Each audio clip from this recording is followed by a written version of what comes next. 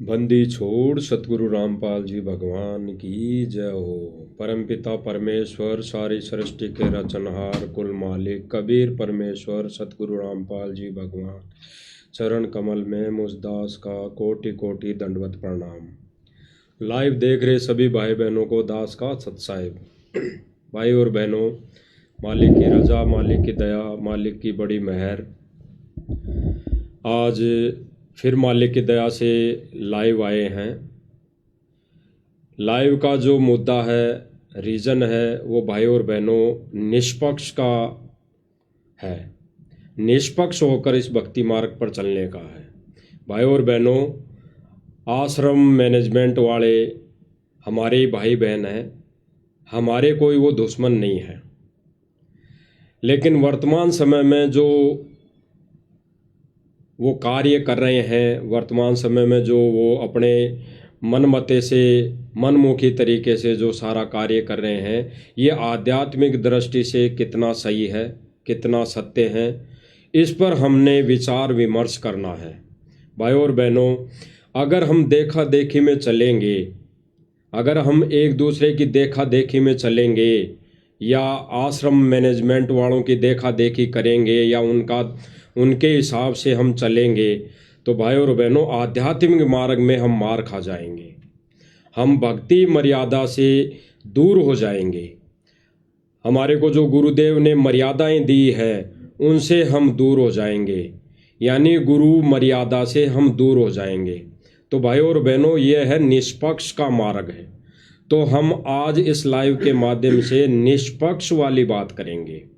और आज फिर से हमारे साथ पवन दास जी हैं, तो इनसे हम जानेंगे इस विषय के, इस चर्चा के माध्यम से, इस लाइव सत्संगति के माध्यम से, कि वर्तमान समय में जो हमारे आश्रम वाले भाई बहन हैं, सतलोक आश्रम वाले भाई बहन हैं, वो जो अन्नपूर्णा मुहिम के तहत जो कार्य करने में लगा हुआ है, इसके पीछे उन भाइयों का, यानी सतलोक आश्रम वालों का क्या प्रयोजन है, क्या उनकी मनसा है, क्या उनकी सोच है, उन्होंने इसके पीछे का क्या रीज़न बनाया हुआ है, इस विषय में हम आज जानेंगे। आध्यात्मिक दृष्टि से, आध्यात्मिक तौर पर हम जानेंगे पवन दास जी से। तो इससे पहले दास आपसे विनम्र विनती करेगा, प्रार्थना करेगा कि भाई और बहनों, ये मार्ग है निष्पक्ष का। इस पर हमने निष्पक्ष भाव से, निष्पक्ष होकर चलना पड़ेगा। बिल्कुल निष्पक्ष होके, देखा देखी में अगर चलेंगे तो भाई और बहनों मात खा जाएंगे। 425 वर्ष पहले भी यही हालत हुई थी। 64 लाख शीशे थे, एक दूसरे की देखा देखी में फैल हो गए सारे के सारे। एक ने कहा कि भाई देखो रे गुरुजी वहाँ बैठे हैं, दूसरे ने कहा भाई हाँ देखो भाई गुरुजी वहाँ बैठे हैं, कबीर जी वहाँ बैठे हैं, कबीर जी वहाँ बैठे हैं, और एक दूसरे की देखा देखी में 64 लाख सभी के सभी फैल हो गए। तो यानी देखा देखी। तो भाई और बहनों, ये मार्ग जो है, ये देखा देखी का नहीं है। कि सतलोक आश्रम वाले भाई बहन अगर वो कोई चीज़ कर रहे हैं, कोई क्रिया कर रहे हैं किसी मुहिम के तहत या किसी संस्था के तहत, तो उसके पीछे लगना कितना हमारा हानिकारक सिद्ध हो सकता है, इस विषय में हम जानेंगे आज पवन दास जी से। कि जो सतलोक आश्रम वाले भाई बहन हैं, भाई हैं, कोऑर्डिनेटर हैं, बड़े बड़े सेवादार हैं, वो इस अन्नपूर्णा मुहिम के तहत जो कार्य कर रहे हैं, लोगों की मदद कर रहे हैं, फ्री में मकान बना रहे हैं, फ्री में कोई पानी निकाल रहे हैं, मोटरें पाइप दे रहे हैं, तो इनके पीछे इनका क्या रीज़न है, क्या इनका प्रयोजन है, क्या इनकी मनसा है, तो हम आज जानेंगे पवन दास जी से। तो सभी भाई बहन विशेष तौर से, गहराई से चिंतन मनन इस पर हमने करना है, क्योंकि देखा देखी का मार्ग नहीं है। तो हम आज पवन दास जी से जानेंगे।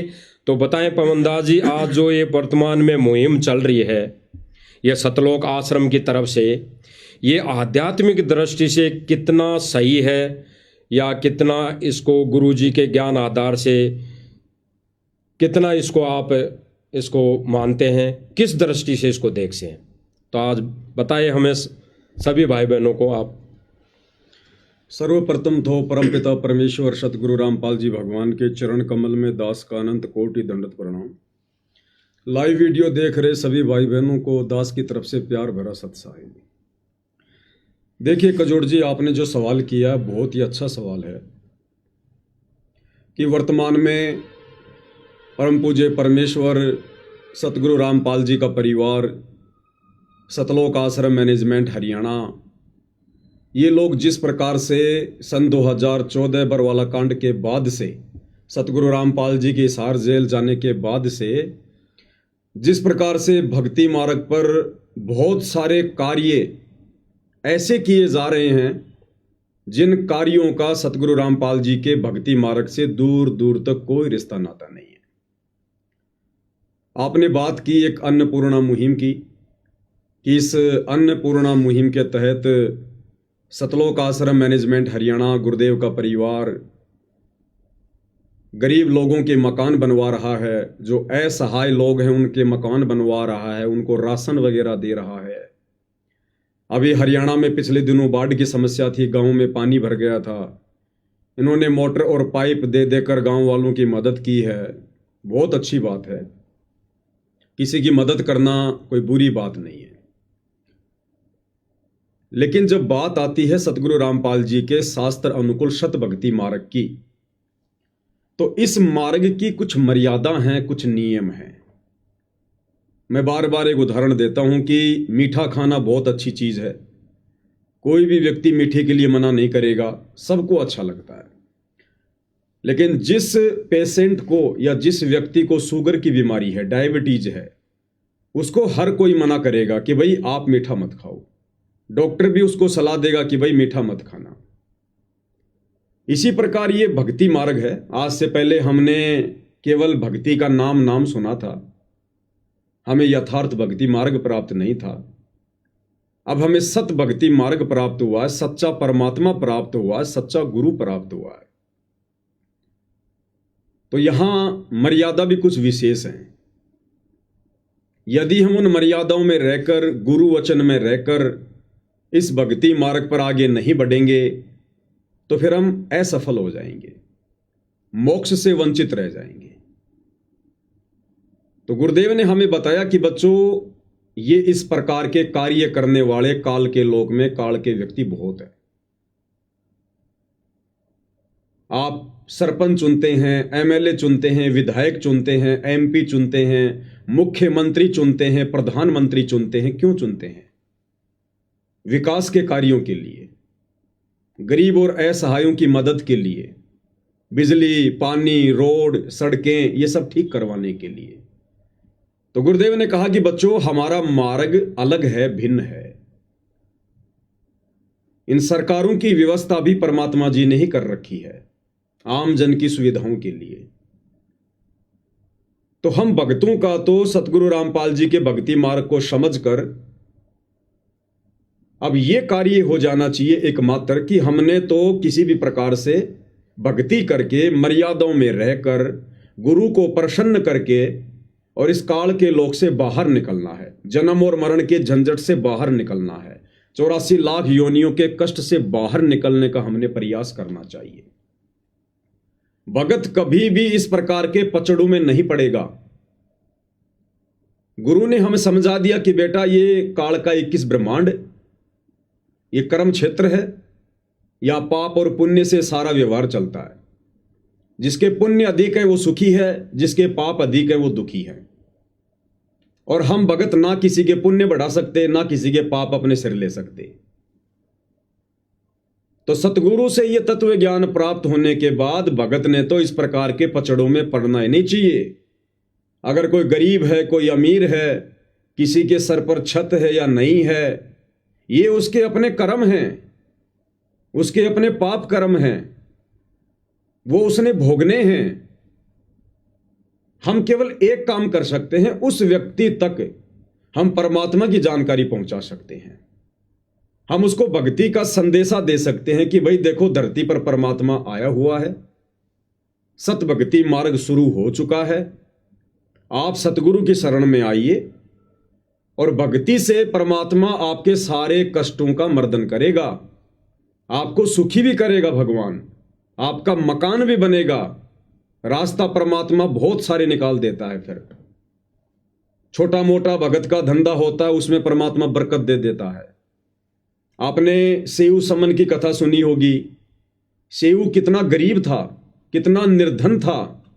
क्या सतगुरु को नहीं पता था? क्या सतगुरु के साथ में जाने वाले भक्तों को नहीं पता था? उसके घर पर सतगुरु को खाना खिलाने के लिए आटा भी नहीं था। क्या सतगुरु ने उसकी घर की ऐसी दुर्दशा देखकर उसका मकान बनवाया? अपने भक्तों से कहा कि भाई इसका मकान बना दो, इसके घर में राशन डाल दो। तैमूर लंग कितना गरीब था, लोगों की भेड़ बकरियां चराकर दोनों मां बेटे जीवन निर्वाह किया करते थे। क्या कबीर परमेश्वर ने कहा विश्वकर्मा जी को कि इसका मकान बना दो, या अपने किसी अन्य भक्तों को कहा कि भाई इसका तैमूर लंग का मकान बना दो, इसके घर में राशन डाल दो? परमेश्वर ने सबको भक्ति से जोड़ा। उनकी एक विधि है, अध्यात्म की एक प्रोसीजर है। सतगुरु कभी मर्यादा भंग नहीं करता। और जब उन आत्माओं ने भक्ति करनी शुरू की, सतगुरु को प्रसन्न किया, तो सेऊ सम्मन को परमेश्वर ने इतनी बरकत दे दी, इतनी बरकत दे दी, वो गरीब व्यक्ति उसी जन्म में दिल्ली का 1 नंबर का सेठ बन गया। 1 नंबर का सेठ। तैमूर लंग को परमात्मा ने अहरण के नीचे शौपन में दिखा दिया कि बेटा यहां पर धन छुपा हुआ है, और धीरे धीरे निकालना ताकि किसी को शंका ना हो। उस तैमूर लंग को, जो एक वक्त की रोटी भी बड़ी मुश्किल से पाया करता था, उसको परमात्मा ने भक्ति विधि से अपने तरीके से 7 पीढ़ी का राज्य बख्शीश कर दिया। तो गुरुदेव भगवान कहते हैं कि बच्चों, परमात्मा जब किसी को देता है तो उसके देने की विधि अलग है। एक सत्संग में गुरुदेव ने बताया कि बच्चों, वो परमात्मा भी यदि इस पृथ्वी पर आकर जनसाधारण जैसे ही कार्य करेगा तो फिर काहे का परमात्मा है? तो ये मकान तो सरकार भी बना के दे देती है, मकान तो कोई समाज सेवी संस्था भी बना के दे देती है, मकान गांव के लोग इकट्ठा होकर भी दे देते हैं बना के। तो ये तो जनसाधारण के जैसे कार्य हैं। परमात्मा जब करता है तो इनसे भिन्न करता है, अलग करता है।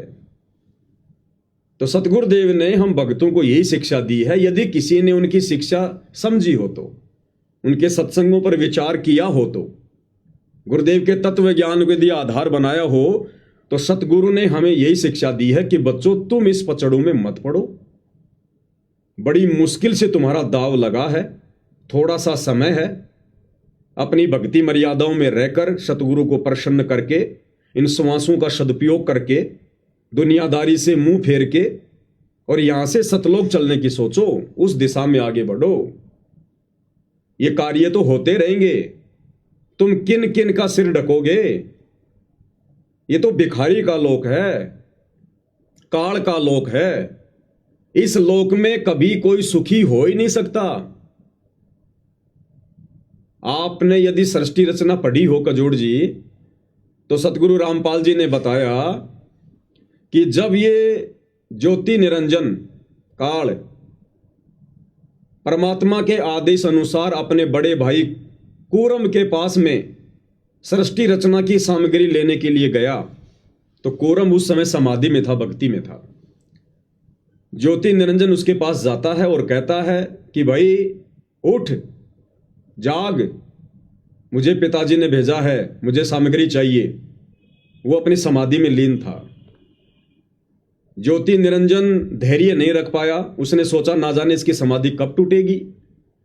ज्योति निरंजन ने धैर्य खोकर हड़बड़ी में कूरम के मुकुट को हिला दिया, उसे जगाने के लिए, समाधि से वापस लाने के लिए। जैसे उसने मुकुट को हिलाया, उसमें से 5 तत्व 3 गुण निकले। ज्योति निरंजन ने देखा, वाह, मुझे जो चाहिए था वो मिल गया। इतने में कूरम की समाधि टूट गई। कूरम ने कहा, भाई आप ये क्या कर रहे हो? उसने कहा कि मैं तुझे जगा रहा था, मेरे को सृष्टि रचना की सामग्री चाहिए। कूरम ने कहा कि ये आपको किसने बताया? मेरे और कबीर परमात्मा के अलावा तो किसी को पता ही नहीं है। बोला, उन्होंने भेजा मुझे। तो कूरम ने एक अच्छे बेटे का फर्ज निभाते हुए कहा कि भाई मैं पहले पिताजी से पूछूंगा, ये तो बहुत अनमोल वस्तु है, मैं पहले पिताजी से पूछ लेता हूं, कोई दिक्कत नहीं, आप बैठो, अगर पिताजी यस कर देंगे तो मैं आपको दे दूंगा। लेकिन ज्योति निरंजन को धैर्य नहीं रहा और वो वहां से कूरम के मुकुट को हिलाकर सारी सामग्री लेकर वहां से दौड़ गया। जब कूरम ने परमात्मा से समाधि अवस्था में बात की तो कूरम ने कहा कि पिताजी ऐसे ऐसे मेरे साथ में बदसलूकी करके और वो ज्योति निरंजन ऐसे ऐसे सामग्री ले गया और मैं उसको घड़ूंगा, मैं उसकी पिटाई करूंगा। तो कबीर परमेश्वर जी ने कहा कि बेटा उसने तो गलती कर दी, कोई बात नहीं, तू ऐसी गलती मत करना, और आज के बाद मैं उसको श्राप देता हूं, उसके लोक में 21 ब्रह्मांड में कभी भी शांति नहीं रहेगी। ऐसे ही लोग झगड़ेंगे, मरेंगे, कटेंगे, फंसेंगे, अशांति बनी रहेगी। ये श्राप वहां से लगा हुआ है इस काल को, ब्रह्म को, 21 ब्रह्मांड के राजा को। तो भाई परमेश्वर ने जिसको ऐसा श्राप दे रखा हो कि जिसके लोक में कभी सुख शांति नहीं होगी, हम 2 कोटि के जीव अपनी भक्ति ना करके क्यों दुनिया को सुखी करने का ठेका ले रहे? जब दुनिया को वापस थोड़ा बहुत सुखी करने के लिए परमात्मा स्वयं संत रामपाल जी के रूप में धरती पर आ चुके हैं, तो अब वे अपने स्तर पर, अपने तरीके से, अपनी प्रोसीजर के अनुसार लोगों को धन देंगे, उनको सुखी करेंगे, उनके मकान बनाएंगे, अपने भक्तों को मजदूरी पर नहीं लगाएंगे। जिस प्रकार से सतलोक आश्रम वाले सतगुरु की आड़ में भक्तों से मजदूरियां करवा रहे हैं। सतगुरु हमसे भक्ति करवाने के लिए आए, मजदूरी करवाने नहीं आए। तो सतगुरु की एक विधि है, और जब से सतगुरु रामपाल जी ने अपने सत भक्ति मार्ग की शुरुआत की है सन 1994 से, कजोड़ जी मैं चैलेंज करता हूं, आज तक मुझे उनके एक भी भगत का ऐसा घर बता दीजिए जो घर सतगुरु रामपाल जी ने बनवाया हो। एक भी वो भगत बता दीजिए जिसके घर में सतगुरु रामपाल जी ने राशन डलवाया हो। बाढ़ तो हरियाणा में आज से पहले भी कई बार आई है। एक भी गांव बता दीजिए जिस गांव में सतगुरु रामपाल जी ने मोटर और पाइप की व्यवस्था करवाई हो। वो ऐसा करवाएंगे नहीं, उनकी विधि अलग है। जिस प्रकार कोई भी रोगी रोड पे पड़ा हुआ है, कितना ही भयंकर रोग से ग्रस्त है, कितना ही दुखी है, डॉक्टर उसका रोड पर इलाज नहीं करेगा। डॉक्टर के नियम है, मर्यादा है, विधि है। आप विधिवत हॉस्पिटल में आइए, हॉस्पिटल में एडमिट होइए, अपना नाम गांव पता लिखाइए, उसके बाद डॉक्टर आपके रोग को भी चेक करेगा और जैसा भी रोग है उस अनुसार उसका ट्रीटमेंट भी करेगा। तो सतगुरु रामपाल जी परमेश्वर जी की आत्माओं को धनी बनाने की, स्वस्थ बनाने की एक प्रोसीजर है। आप सबसे पहले उनके ज्ञान को सुनिए, समझिए, आप उनकी शरण में आइए, शरण में आकर आप जी भक्ति करते रहिए, फिर परमेश्वर आपके काम धंधे में बरकत देगा, आपके बच्चों को नौकरी पे लगा देगा। बहुत सारे तरीके हैं परमात्मा के पास में। और फिर सतगुरु अपनी वाणी में कहते हैं कि भाई कल्पे कारण कौन है, तू कर सेवा निष्काम और मन इच्छा फल देऊंगा जब पड़ेगा मेरे से काम। सतगुरु कहते हैं बेटा अब उपदेश लेकर तू निश्चिंत होकर मर्यादा में रह के भक्ति कर। ये विकल्प संकल्प करना छोड़ दे, ऐसा होगा वैसा होगा, ऐसा नहीं होगा। कहते हैं मन में कल्पनाएं करना छोड़ दे, अपने सतगुरु पर छोड़ दे। जहां तेरे को सतगुरु की आवश्यकता पड़ेगी, किसी भी आवश्यक वस्तु की आवश्यकता पड़ेगी, सतगुरु समय से पहले तेरे सामने हाजिर कर देगा। तो ये है सतगुरु की प्रोसीजर। सतगुरु अपने भक्तों को मजदूर बनाकर उनका समय और श्वासें बर्बाद नहीं करवाता। जिस प्रकार से हमारे सतलोक आश्रम वाले भाई, गुरुदेव का परिवार बेचारे भोले भाले भक्तों को मजदूर बनाकर आश्रमों पे आश्रम बनवा रहे हैं। एक अन्नपूर्णा मुहिम के तहत लोगों के मकान बनवा रहे हैं, लोगों के घरों में राशन बंटवा रहे हैं। फिर भक्ति कौन करेगा? क्या आवश्यकता पड़ेगी फिर आदमी को भक्ति करने की, सतगुरु रामपाल जी की शरण में आने की? अरे दुखी आदमी तो भक्ति पे जुड़ता है, भक्ति पे आता है। दुखी आदमी तो भगवान को ढूंढेगा, और आपने पहले उसको सुखी कर दिया, वो क्यों आएगा फिर परमात्मा की शरण में? और आ भी गया तो वो क्या निहाल करेगा? ऐसे ही मर्यादा तोड़ के चलता रहेगा, क्योंकि आपत्ति तो उस पर कोई है ही नहीं। अब सारी व्यवस्था आपने उसकी आगे से आगे कर ही दी है। तो सतगुरु रामपाल जी परमेश्वर जी के सतभक्ति मार्ग अनुसार जो प्रोसीजर वर्तमान में अन्नपूर्णा मुहिम के तहत किसी भी प्रकार के कार्य सतगुरु रामपाल जी का परिवार कर रहा है, ये सतलोक आश्रम मैनेजमेंट हरियाणा कमेटी कर रही है, ये गुरुदेव के भक्ति विधान अनुसार बिल्कुल गलत है। भगत समाज के ज्योति पाठ और दान के पैसे की बर्बादी की जा रही है। ये परीक्षा का समय है। काल भक्तों को हर प्रकार से मर्यादा तुड़वाकर सतगुरु से दूर करने की कोशिश कर रहा है, और काफी हद तक काल बली अपने इस षड्यंत्र में सफलता भी प्राप्त कर रहा है। क्योंकि नादान संगत भी, जिस प्रकार बिल्ली के आगे कबूतर आंख बंद करके बैठ जाता है, वो हालत इस नादान संगत की हो रही है। अब आपने कहा कि ये जो मकान बनाए जा रहे हैं अन्नपूर्णा मुहिम के तहत, तो भक्ति मार्ग में ये कहां तक सही है? और ये जो मकान बनाए जा रहे हैं इसके पीछे क्या इनका औचित्य है, क्या इनकी सोच है? देखिए कजोड़ जी, मैं स्पष्ट कर देता हूं, अगर सतगुरु रामपाल जी अगर इस प्रकार की किसी अन्नपूर्णा मुहिम के तहत लोगों के मकान भी बनवाना शुरू करेंगे, तो सबसे पहले वो अपने गरीब और निर्धन भक्तों के बनवाएंगे, अपने गरीब और निर्धन भक्तों के बनवाएंगे। बिल्कुल कजोड़ जी, कॉमन सेंस की बात है। आपके घर पर दूध देने वाली गाय है, आपके पड़ोसी के घर पर भी है। आप बाजार से उनका आहार लेके आएंगे, बिनोले लेंगे, खल लेके आएंगे, काकड़े लेके आएंगे, जो पशु आहार होता है।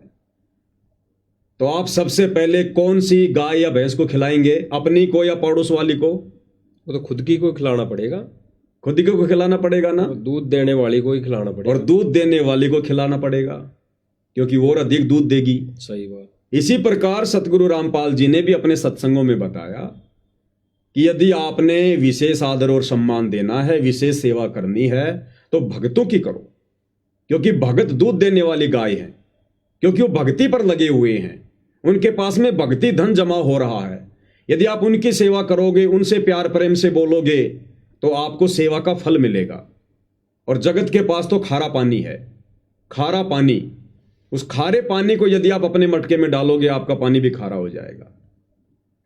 तो इस प्रकार की किसी मुहिम के तहत यदि सतगुरु रामपाल जी मकान भी बनवाएंगे, राशन भी डलवाएंगे, तो सबसे पहले अपने उन भक्तों के मकान बनवाएंगे जो बेचारे आज भी टूटी फूटी झोपड़ियों में रह रहे हैं। सतगुरु रामपाल जी की 50% संगत, या मैं कहूं इससे ज्यादा, टूटी फूटी झोपड़ियों में रहती है। आप छत्तीसगढ़ में जाके देखिए, झारखंड में जाके देखिए, मध्य प्रदेश में जाकर देखिए, बंगाल में जाकर देखिए, गरीबी रेखा से भी नीचे जीवन यापन कर रहे हैं संत रामपाल जी के 50% भगत। बहुत सारे भगत बेचारे पोस्ट वायरल करते हैं बरसात के समय में, उनकी झोपड़ी से पानी टपक रहा है, जहां उन्होंने अपने गुरु का दरबार लगा रखा, वहां पर पानी टपक रहा है। वो समर्थ नहीं है अपना मकान बनाने में, तो उन भक्तों के मकान क्यों नहीं बनाए जा रहे? एक भी भगत ऐसा बता दीजिए इस अन्नपूर्णा मुहिम के तहत जिसका मकान बनाया गया हो। ये सारे के सारे मकान अनउपदेशी, जगत वाले, आधी अधूरी भक्ति करने वाले, नशा करने वाले, इन लोगों के मकान बनाए जा रहे हैं।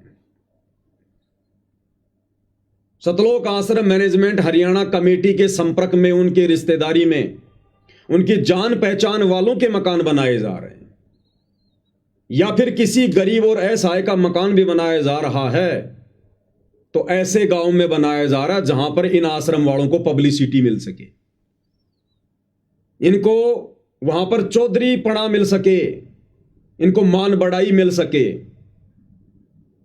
इनको गांव वालों का समर्थन मिल सके, इनकी पब्लिसिटी हो जाए। ये ऐसे लोगों के मकान बना रहे हैं। अन्यथा मैं आपको एक वाकया बताता हूं, क्योंकि साध संगति के कार्यक्रमों में बिना सबूतों के, बिना प्रमाणों के कोई बात नहीं होती है।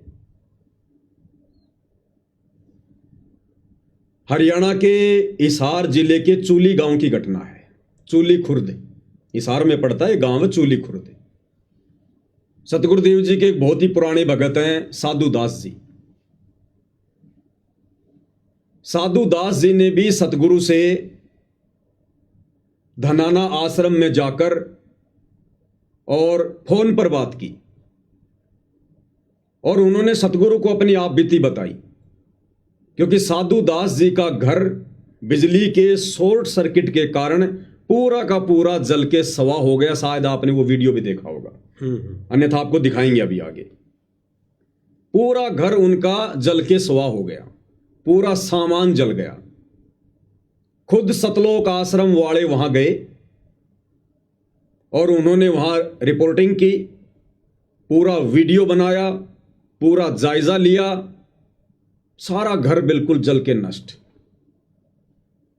और साधु दास जी ने जब सतगुरु से बात की तो सतगुरु ने हिसार जेल से फोन पर आदेश दिया सतलोक आश्रम वालों को, अन्नपूर्णा मुहिम वालों को, कि भाई आप इस भगत का घर पहले से भी कहीं अच्छा बना दो, पहले से भी बढ़िया घर बनाओ इस भगत का। साधु दास जी बड़े प्रसन्न हुए कि परमात्मा ने दया कर दी, अपने घर पर आ गए। उसके बाद आश्रम वाले गए उस घर का जायजा लेने के लिए। सारा जायजा लिया, सब कुछ देखा। थोड़ा सा मैं पहले आपको वो वीडियो दिखा देता हूं एक बार लाइव में, किस प्रकार से सतलोक आश्रम वाले वहां गए और जो भगत रिपोर्टिंग कर रहा है, जो पत्रकारिता कर रहा है, वो भी भगत है। बाकायदा उसने सब कुछ देखा और क्या कुछ कहा, ये वीडियो आप जी देखिएगा पूरा ध्यान से।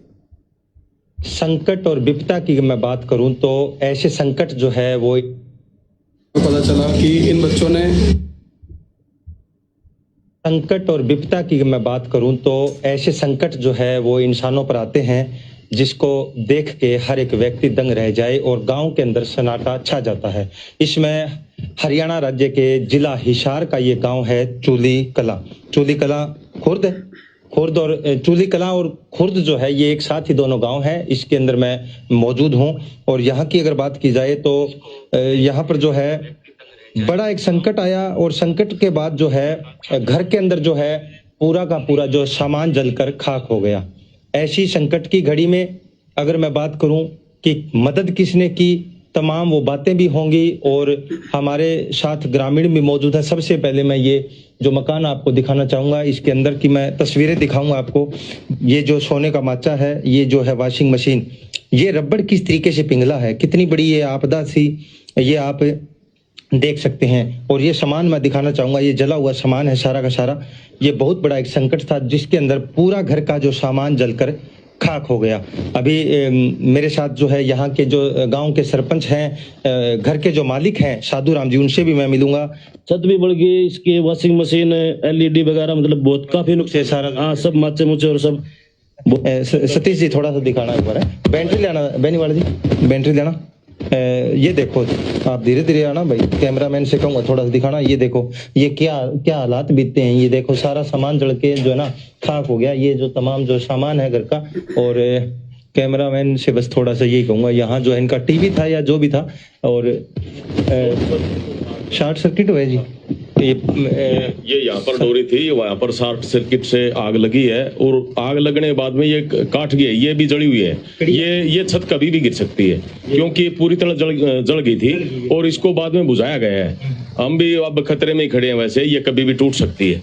कड़ियां जो है मकान की वो जल चुकी हैं। मैं दिखाना चाहूंगा आपको, आप थोड़ा सा आगे ले कैमरा। हाँ बिल्कुल, ये जो कड़ियां आप तस्वीरों में देख रहे हैं ना, हाँ ये सारी जल चुकी है ना जी, सारी जल चुकी हैं ये कड़ियां। बिल्कुल। सतीश जी, बेनीवाल जी, आप कह रहे हो जिस प्रकार ये कभी भी गिर सकता छत जी, इसके नीचे खड़े रहना तो खतरे से खाली नहीं है। अंदर तो रह ही नहीं सकता। बिल्कुल। इनके परिवार को भी हम कहना चाहेंगे भाई ये इसके अंदर अब न रहे, क्योंकि इसकी छत का ये दोबारा इसकी छत बदलनी पड़ेगी, उसके बाद में इस का वसाहत का काम कर इधर। ठीक है, तो ये देखा आपने, तस्वीरें लाइव देख रहे थे आप, कैसा ये मंजर है ये मैं दिखाना चाहूंगा आपको। देखिए सब चीजें जो है वो जल चुकी है, सब चीजें जल चुकी है। ये देखिए आप, सब चीजें नष्ट हो चुकी है, दरवाजे जल चुके हैं, सब चीजें, कड़ियां जल चुकी है। और ये देखिए कपड़े, देखिए सब कपड़े जो है वो जले हुए पड़े हैं।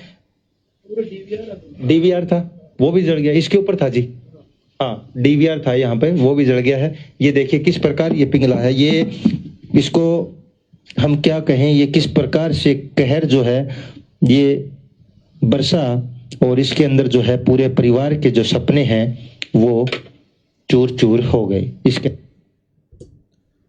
तो कुजूर जी, आपने अपनी आंखों से देख लिया, दर्शकों ने भी देख लिया, खुद सतलोक आश्रम वाले वहां गए, बाकायदा वीडियो बनाया और खुद कह रहे कि सारा सामान जल के चूर चूर हो गया, और जिस छत के नीचे हम खड़े हैं यहां रहना खतरे से खाली नहीं है। और लाइव आप देख रहे हैं, बिल्कुल बुरी हालत में है घर। अब कजोड़ दास जी, क्या इस भगत का घर नहीं बनना चाहिए था? बिल्कुल बनना चाहिए, जबकि ये तो भगत है। भगत है ना, बिल्कुल, इनका तो और भी जल्दी बनना चाहिए, पहले बनना चाहिए। जगत वाले तो झूठ बोलकर भी बना सकते हैं, खुद के घर को जलाकर भी बिल्कुल नया बनवा सकते हैं। बिल्कुल। उसके बावजूद भी आज कई महीने बीत गए, इस भगत का घर नहीं बनाया गया, इसको मना कर दिया गया सतलोक आश्रम मैनेजमेंट हरियाणा ने, गुरुदेव के परिवार ने। और कारण क्या बताया कि आपके घर पर तो एक मोटरसाइकिल और एक छोटा हाथी टेम्पू अभी शेष है, हम आपका घर नहीं बना सकते। भाई, जब सतगुरुदेव जी ने आदेश दे दिया, क्या हिसार जेल में बैठे उस अंतर्यामी भगवान को, ये आश्रम वाले कहते हैं ना वो तो भगवान है, भगवान है, तो भगवान तो अंतर्यामी होता है। तो जब भगत ने प्रार्थना की थी तो क्या भगवान की आंखों के सामने मकान नहीं आया होगा? तो भगवान ने भी सोच समझ के आदेश दिया होगा ना। जब गुरु ने आदेश दे दिया कि भाई इस भगत का मकान पहले से कहीं अच्छा बना दो, तो मुझ पवन दास के हिसाब से तो इन आश्रम वालों ने उस घर पर जो वीडियो बनवाया है भगत को बेचकर, वो भी बेवकूफी है, वो भी मूर्खतापूर्ण कार्य किए हैं इन्होंने।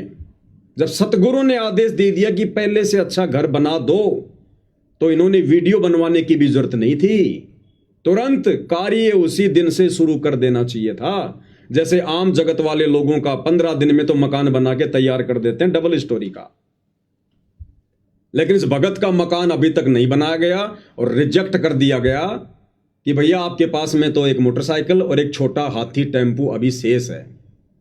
वो परिवार उस टेम्पू में सोएगा क्या? अरे अगर टेम्पू शेष है तो क्या उसको भी जला दिया जाए, तब तुम्हारे दिल को शांति मिलेगी? उस जले हुए टेम्पू को देखकर फिर मकान बनाओगे क्या? या वो परिवार उस टेम्पो में सोएगा क्या? वो गाय भैंस अपने टेम्पो में बांधेगा क्या? इन लोगों ने जानबूझकर सतगुरु के आदेश की धज्जियां उड़ाई, अवहेलना की, क्योंकि दुनिया की नजरों में, दुनिया को दिखाने के लिए ये आश्रम वाले संत रामपाल जी को भगवान भगवान, परमात्मा परमात्मा कहते, मानते नहीं है। और उस भगत का मकान अभी तक नहीं बनाया गया, क्योंकि अगर भगत का मकान वो बनवा देते तो इन लोगों को चौधर नहीं मिलती, इन आश्रम वालों को पब्लिसिटी नहीं मिलती, मजा नहीं आता फिर उस भगत के घर का उद्घाटन करने में, किसी गांव के सरपंच विधायक को बुलाकर उसके हाथों में उस घर की चाबी देने में मजा नहीं आता। लोग ये कहते रहे कौन सी बड़ी बात हो गई, ये तो बाबा रामपाल का भगत था, बाबा रामपाल ने बनवा दिया, इसमें क्या बड़ी बात थी? इनको पब्लिसिटी नहीं मिलनी थी, वहां पर जो मान बढ़ाई की इनको भूख है वो नहीं मिलनी थी इनको। तो जानबूझकर इन्होंने अपने गुरु के आदेशों की अवहेलना की, जबकि गुरु ने आदेश दे दिया उस भगत को। उसके बावजूद भी इन लोगों ने अभी तक उस भगत का मकान नहीं बनवाया। ये टोटल मामला चौधरीपने का है, दिखावे का है, पब्लिसिटी का है, टोटल काल प्रेरणा है। अब मैं आपको दिखाता हूं, दिल्ली में इन्होंने एक मकान बनाया, जबकि वो मकान जला भी नहीं था, आराम से वो परिवार उस मकान में रह रहा था, टाइम पे अपना खाना पीना भी हो रहा था, लेकिन पब्लिसिटी की भूख में और इन लोगों ने वो मकान बनवाया और कैसी झूठी एक्टिंग करके संगत से और अधिक दान धर्म लेने का ये प्रयास करते रहते हैं। ये गिरीश भगत है, दिल्ली से है, ये वकील है, गुरुदेव के मुकदमों में भी ये वकील बना हुआ है। इसने आश्रम वालों को इंक्वायरी भेजी कि ऐसे ऐसे दिल्ली में मेरे आसपास के मोहल्ले में एक मकान बनाओ, और वो जगत वाले का मकान बनवाने के लिए, जिस मकान की हालत उस साधुदास भगत से बहुत अच्छी थी, चूली खुर्द इसार वाले भगत के घर से बहुत अच्छी हालत थी उस घर की, फिर भी जबरदस्ती इस गिरीश ने आश्रम वालों से कहकर वो मकान बनवा दिया। और कैसी एक्टिंग कर रहा है भाई, साध संगति से जुड़े हुए भक्तों को लठों से मारने वाले, मरवाने वाले। एक समय दिल्ली में साध संगति थी, इसी गिरीश ने अपने साथियों को भेजकर पुलिस वालों की मदद लेकर और उस साध संगति में भक्तों को बुरी तरह से मरवाया, पिटवाया, और आज ये मगरमच्छ के आंसू निकालकर संगत से हमदर्दी प्राप्त कर रहा है। और क्या कह रहा है, इनके वचन सुनिए। परमात्मा कहते हैं, साधु शब्दा परखिए, दुख पड़े घरनार, सूरवीर जद जानिए जब रण बाजे तलवार, और वाणी ही से पहचानिए कुटिल नीत की घात, अंदर की उस गंदगी की फिर निकले मुंह से बात। किस प्रकार का स्टेटमेंट दे रहा है कि जब मैंने इस गरीब परिवार को देखा, मैंने इनसे बातें की, इनकी हालात को देखा, इन्होंने 1 महीने से भोजन नहीं किया, 1 महीने से इन बच्चों ने रोटी नहीं खाई, खाना नहीं खाया। मैंने तुरंत सतगुरुदेव जी को फोन लगाया, प्रार्थना लगाई कि हे गुरुदेव, 1 महीने से इन बच्चों ने भोजन नहीं किया। मतलब गुरुदेव अंधे हैं, गुरुदेव को दिखाई नहीं देता कि दुनिया में कौन भोजन कर रहा है, कौन नहीं कर रहा है। गुरुदेव अंतर्यामी नहीं है, इनको दिखा तो इन्होंने गुरुदेव को दिखाया कि देखो गुरुजी, आप तो आंखें बंद करके बैठे हुए हो, दुनिया में कितनी आपत्ति आ रही है, दुनिया कितनी दुखी है। 1 महीने से इन बच्चों ने भोजन नहीं किया। आप इसकी एक्टिंग देखिए एक बार, ये मगरमच्छ के आंसू देखिए आप एक बार, जिन आंसुओं के पीछे ये नादान संगत बेचारी पागल होकर इनको ज्योति पाठ और दान का पैसा देकर अपने कर्म फोड़ रही है। ध्यान से सुनिए। क्या कहना चाहेंगे? अभी इनका बाथरूम भी ऊपर है, इन बच्चियों को आने जाने में दिक्कत होती है। देखिए, कह रहा कि गिरीश जी आप क्या कहेंगे, इन बच्चियों का बाथरूम ऊपर है, इनको आने जाने में दिक्कत होती है। भगत का तो मकान जल गया, उसमें दिक्कत नहीं, और वो दिल्ली वाला परिवार जिसके घर के ऊपर उनका बाथरूम, कह रहा है इनको ऊपर जाकर बाथरूम करने में भी दिक्कत हो रही है, बाथरूम भी नीचे बनवा दो। कजोड़ जी एक्टिंग ध्यान से सुनिएगा। ये तो अच्छा हुआ ये लोग बंबई की तरफ नहीं गए, नहीं तो सलमान खान को और इन सबको तो इस्तीफा ले लेना पड़ जाता। सुनिएगा।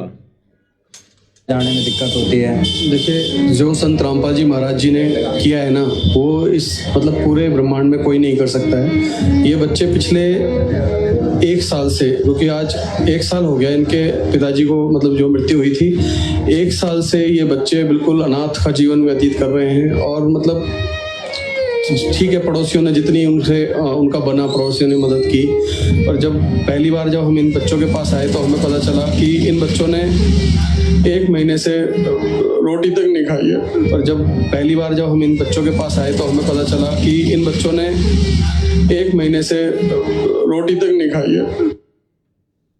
इन बच्चों ने 1 महीने से रोटी तक नहीं खाई है। और ये जहां जहां इनके मान सम्मान के कार्यक्रम आयोजित हो रहे हैं वर्तमान में गांव में, जो गांव वाले संत रामपाल जी को सम्मान देने के लिए आते हैं, वहां ये वीडियो चलाए जाते हैं। और नादान संगत इन लोगों की झूठी इस रुआई को देखकर, मगरमच्छ के आंसुओं को देखकर बढ़ चढ़ के दान कर रही है काल प्रेरणा से। कह रहा कि 1 महीना हो गया, इन बच्चों ने भोजन तक नहीं किया, भोजन तक। 1 महीना? 1 महीना। सुनिए। तो इस तरीके की चीजें जब पता चली ना, तो हमारे हृदय से ऐसे मतलब दर्द हुआ हमें कि भाई मतलब इस काल के लोक में, जैसे संत रामपाल जी महाराज बताते हैं ना, वाकई में ये इतने दुखी बच्चे हैं, मतलब इनका आगे पीछे कोई भी नहीं था। तो हमने तुरंत जो है संत रामपाल जी महाराज को प्रार्थना करी कि बंदी छोड़। इस तरीके की दुर्दशा हो रही है बच्चों की और इतने दुखी बच्चे, हमने तुरंत जो है संत रामपाल जी महाराज को प्रार्थना करी कि बंदी छोड़। इस तरीके की दुर्दशा हो रही है बच्चों की और इतने दुखी बच्चे सब। भाई और बहनों, ये भावनाओं में बहकर निर्णय लेने का समय नहीं है। इसी प्रकार से तो राजा जनक को काल ने ठग लिया था। जब वो स्वर्ग में जा रहा था विमान में बैठ के, तो काल ने राजा जनक को ठग लिया। नरक में 12 करोड़ आत्माओं की वो चित्कार, वो पुकार राजा जनक के कानों में डाल दी। अब इन भक्तों की ये झूठी चित्कार, ये पुकार, ये मगरमच्छ के आंसू, ये एक्टिंग इन नादान संगत को सुनाई जा रही है, ताकि संगत इन कुपात्रों को आंख बंद करके और पैसा दे, और ये कुपात्र उस पैसे का इसी प्रकार से दुरुपयोग करते रहे। कह रहा 1 महीने से इन बच्चों ने कुछ नहीं खाया। कजोरदार जी वो तो चलो बच्चे थे जिन्होंने 1 महीने से कुछ नहीं खाया इन लोगों के अनुसार। ये भाई गिरीश शर्मा, संत रामपाल जी का भगत, दिल्ली में वकील, 1 महीने तक बिना कुछ खाए पिए ये मुझे जिंदा रह के दिखा दे। सही बात। अगर उन्होंने 1 महीने तक कुछ नहीं खाया तो बच्चे तो सप्ताह भर भी भूख सहन नहीं कर सकते। इतनी बढ़ चढ़ के एक्टिंग क्यों की जा रही है? बॉम्बे में जाना है क्या? एक्टर बनना है क्या? कोई ड्रामा कंपनी में ज्वाइन करना है क्या? क्यों इतना बढ़ चढ़ के झूठ बोला जा रहा है? क्यों बेचारी नादान संगत को गुमराह किया जा रहा है झूठी एक्टिंग करके? कह रहा है 1 महीने से इन बच्चों ने कुछ नहीं खाया है, कुछ नहीं खाया। संत रामपाल जी महाराज ने तुरंत जो है ना आदेश करा कि बेटा जो भी उन बच्चों को चाहिए, और उन बच्चों को मैंने गोद ले लिया, वो मेरे बच्चे हैं, वो अनाथ नहीं है। तो संत रामपाल जी महाराज ने आदेश करा कि इनको जो भी चाहिए, जो इनकी सुविधा है, वो आप इन्हें दो, खाद्य सामग्री दो, स्कूल में अच्छे स्कूल में। देखा नादान संगत किस प्रकार से आंसू निकाल रही है। इनका घर की मरम्मत कराओ, और इनका जो है जैसे अपने भाई बहनों पर संत रामपाल जी महाराज ने ये भी कहा कि बेटा जब आप उनके पास जाओ ना, तो अपने बच्चों की तरह ट्रीट करना। अपने बच्चे जैसे आप अपने बच्चों का ख्याल रखते हो ना, उस तरीके से उन बच्चों को जो है आपने सामान दिलाना है, ये करना है। भगत जी आप यकीन नहीं मानोगे भाई। अब बताओ, चूली गांव का, हिसार जिले का साधु दास भगत, जिसका घर बिजली के शॉर्ट सर्किट के कारण जल के भस्म हो गया, वो दुश्मन था क्या? कह रहा गुरुदेव कह रहे हैं उन बच्चों को अपने बच्चों की तरह व्यवहार करना और तुरंत उनका मकान बनाओ। वो साधु दास कोई दुश्मन था क्या संत रामपाल जी का? अब ये बच्चे क्या कह रहे हैं? भाई ने तो अपनी एक्टिंग कर दी। अब ये बच्चे क्या कह रहे हैं?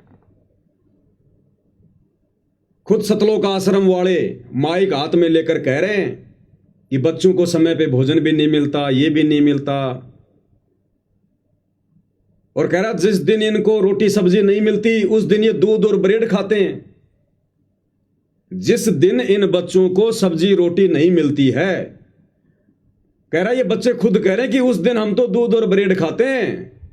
कजोड़दास जी मुझे ये बताइए, रोटी सब्जी ज्यादा महंगी है या दूध और ब्रेड ज्यादा महंगा है? बताइए। वो तो दूध ही महंगा है, ब्रेड महंगी है। आटे से महंगी ब्रेड और सब्जी से महंगा दूध। बिल्कुल। और बच्चे कह रहे हैं जिस दिन हमें रोटी नहीं मिलती हम तो दूध और ब्रेड खाते हैं। किसने कह दिया? हम 1 महीने से कुछ खाए नहीं।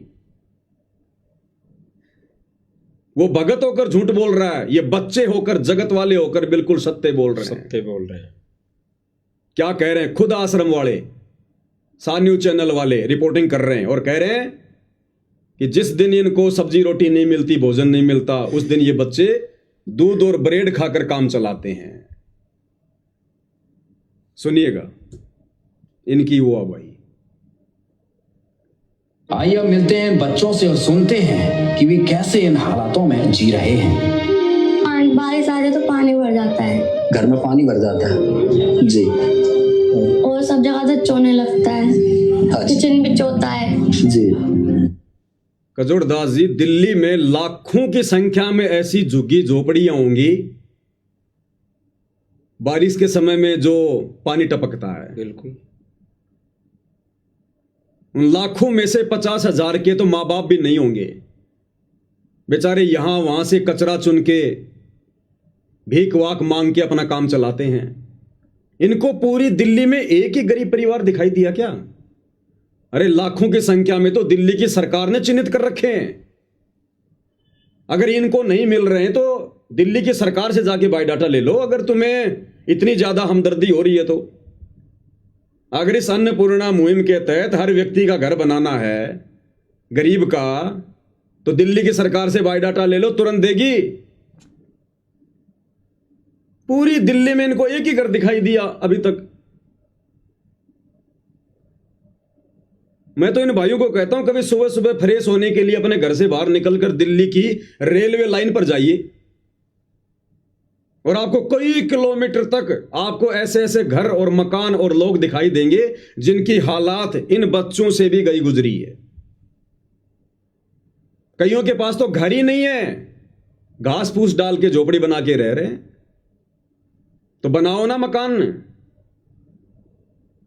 रोटी कपड़ा शिक्षा और मकान हर किसी को देगा कबीर भगवान। क्यों नहीं दे रहा कबीर भगवान? पैसे की कमी आ गई कबीर भगवान के पास, मजदूरों की कमी आ गई कबीर भगवान के पास। ये केवल एक दिखावा है, एक ढोंग है, एक ड्रामा है, कुछ अपनी मान बढ़ाई के लिए, अपनी चौधर के लिए। और ज्यादातर ये काल भक्तों की मर्यादा तुड़वाकर इस प्रकार के ड्रामे करवा रहा है। मेन मकसद है आत्माओं की मर्यादा तुड़वाना, सतगुरु के वचन की अवहेलना करवाना। इस परीक्षा के समय में भगत अपनी श्वासों का, अपने समय का सदुपयोग ना कर लें, उसके लिए काल ने इन आश्रम वालों को खड़ा कर रखा है। और ये नादान संगत बेचारी षड्यंत्र को समझ नहीं रही है। ये सूक्ष्म मार्ग है सतगुरु का। काल कसाई तक तक मारे, पग पग पे यो बाणा। संगत समझ नहीं पा रही षड्यंत्र को। इसीलिए तो परमात्मा कहते हैं कि अनंत कोटि बाजी जहां मैंने रचे सकल ब्रह्मांड, और गरीब दास मैं क्या करूं यो काल करे जीव खंड। जबरदस्ती तो परमात्मा भी नहीं करेगा यहां कर। और अंत में सतगुरु यही कहता कि भाई मैं क्या कर सकता हूं बच्चों, मेरा भी काल के साथ एग्रीमेंट है। मैंने तुम्हें ज्ञान दे दिया, समझाने में कोई कमी नहीं छोड़ी, मर्यादा बताने में कमी नहीं छोड़ी। अब यदि तुम मेरे वचन की अवहेलना करोगे, देखा देखे में भेड़ चाल में मेरे परिवार की पूंछ पकड़ के चलोगे, मेरे ज्ञान को आधार नहीं बनाओगे, काल के सूक्ष्म जाल में फंसोगे, तो भैया मैं कुछ नहीं कर सकता। मेरा तो काल के साथ वचन है कि परमात्मा आप नीचे जाना, अपना ज्ञान समझाना, जो आपके ज्ञान को माने, आपकी मर्यादाओं में रहे, उसी को सतलोक लेकर जाना, बाकी को छोड़ देना। तो गुरु क्या करे भाई? इसलिए गुरु कह रहा है गरीब दास मैं क्या करूं यो काल करे जीव खंड। ये काल मेरी आत्माओं की मर्यादा तोड़वा देता है, उनको बहका के मेरे नाम पर कि जाओ जोग जीत संसारा, जीव न माने कहा तुम्हारा, तुम्हारा नाम ले वाद बढ़ाऊं, या विद जीवों को भरमाऊं। कि तेरा ही नाम ले लेके तेरे भक्तों को भ्रमित करूंगा। अगर संगत इन वचनों को ध्यान से सुन लेती, चिंतन मनन कर लेती गुरु के वचनों पर, सत्संगों पर, आज ये नादान संगत अपने सुपात्र सतगुरु को छोड़कर इन कुपात्र सतलोक आश्रम वालों के हाथों में ज्योति पाठ और दान का पैसा ना देती अपने कर्म फुड़वाने के लिए। तो बच्चे क्या कह रहे हैं, आश्रम वाले खुद ही कह रहे हैं कि जिस दिन भोजन नहीं मिलता उस दिन तो ब्रेड रोटी खाते हैं, ब्रेड दूध। जी और जैसे ऊपर लैट्रिन तो टूटी हुई है। लेटरिन भी टूटी है, हाँ जी देखा बेटा। तो बस। और बेटा खाने पीने का कैसे चलता है? जब खाने पीने का होता है तो हम खा लेते, नहीं होता है तो ले आते हैं। अगर कुछ मिल जाता है, कोई दे जा तो खा लेते हैं, ना तो दूध ब्रेड खा के अपना काम चला लेते हैं। बेटा आपको क्या तकलीफ है? कहते कुछ खाने को मिल जाता तो ठीक है, नहीं तो दूध और ब्रेड खा के अपना काम चला काम लेते हैं। चला लेते हैं। मतलब बच्चों ने ये नहीं कहा कि हम भूखे मर रहे हैं, 1 महीना हो गया हम भूख से मर रहे हैं। उन बच्चों ने नहीं कहा कि तुम हमारा मकान बनाओ, हमारे घर में राशन डालो, नहीं। काल बहुत चतुर है। जब कल को ये बातें ऊपर होंगी धर्मराज के दरबार में तो काल कह देगा जी मैंने कौन से दिन कहा था कि जी जो आपकी शरण में नहीं है, जो मेरे अंडर में है, आप उनका मकान बनाओ। मेरा और आपका तो एग्रीमेंट था कि जो भक्ति करेगा वो आपका, उसके लिए आप जो मर्जी करो, और जो भक्ति नहीं करेगा वो मुझ काल का। आप दखलंदाजी मत करना बीच में। फिर आपने क्यों जबरदस्ती मकान बनवाए? क्यों जबरदस्ती आपने उनके घर में राशन डलवाया? जैसे उनके कर्म थे वो भोग रहे थे। अगर आपने राशन डलवाना था, आपने मकान बनवाना था, पहले आप उनको अपने शरण में लेते, पहले आप उनको अपना बनाते। ये काल इस प्रकार से कर्मों में फेरबदल करवा के, हेरा फेरी करवा के वर्तमान में इन आश्रम वालों के माध्यम से नादान संगत की मर्यादाएं तुड़वा रहा है। ये सारा का सारा मामला चौधर का है, मान बढ़ाई का है। इन सतलोक आश्रम वालों की बुद्धि पूरी तरह से भ्रष्ट है, काल प्रेरित है। इस नादान संगत को समझ में नहीं आ रही है ये बात है। और जिस समय नादान संगत को समझ में आएगी उस समय ये संगत वापस भक्ति मार्ग पर नहीं आ सकती। सतगुरु की पहुंच से बहुत दूर निकल चुकी होगी।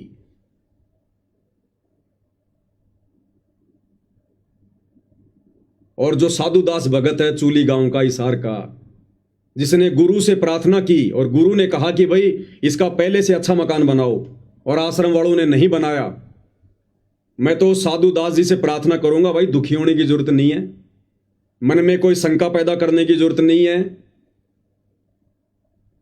साधुदास के ऊपर गुरुदेव भगवान की एक बहुत बड़ी रहम हुई है, एक रजा हुई है। परमात्मा ने साधुदास भगत का जो मकान अभी तक नहीं बना है, भाई आश्रम वालों ने तो फोड़ लिया अपने कर्म, जो गुरु के कहने के बाद भी मकान नहीं बनाया, और इधर साधुदास को परमात्मा ने बचा लिया उसका मकान ना बनवा के, कुछ भी कारण बना के।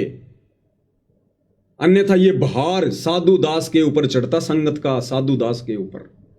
वो मकान जितने का भी बनता, 2 लाख का, 5 लाख का, 10 लाख का, वो सारा का सारा भार इस साधुदास भगत के सिर पर रखा जाता।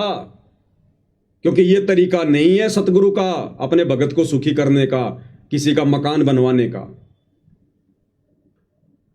तो साधुदास भगत के ऊपर तो बहुत बड़ी रजा हुई है, मेहर हुई है कि परमात्मा ने उसको बचा लिया संगत का भार उसके ऊपर चढ़ाने से।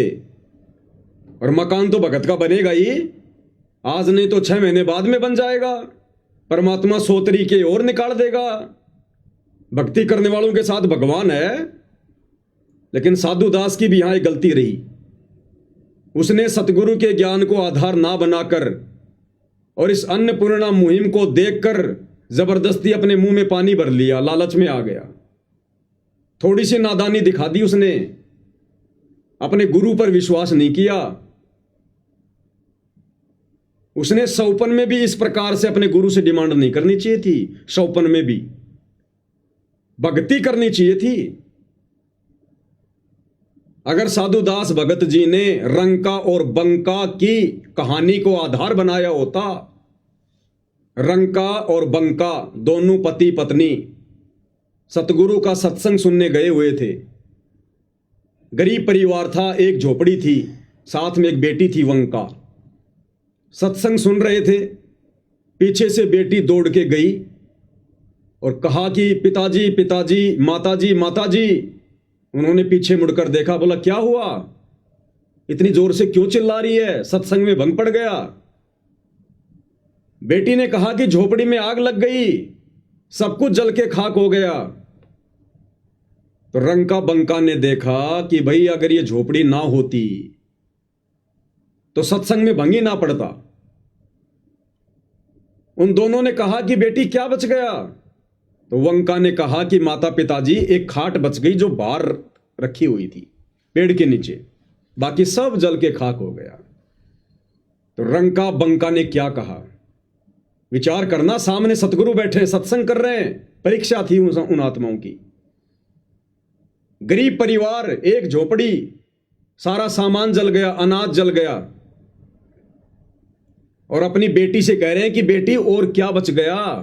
बोला जी एक चारपाई बची है जो बाहर थी।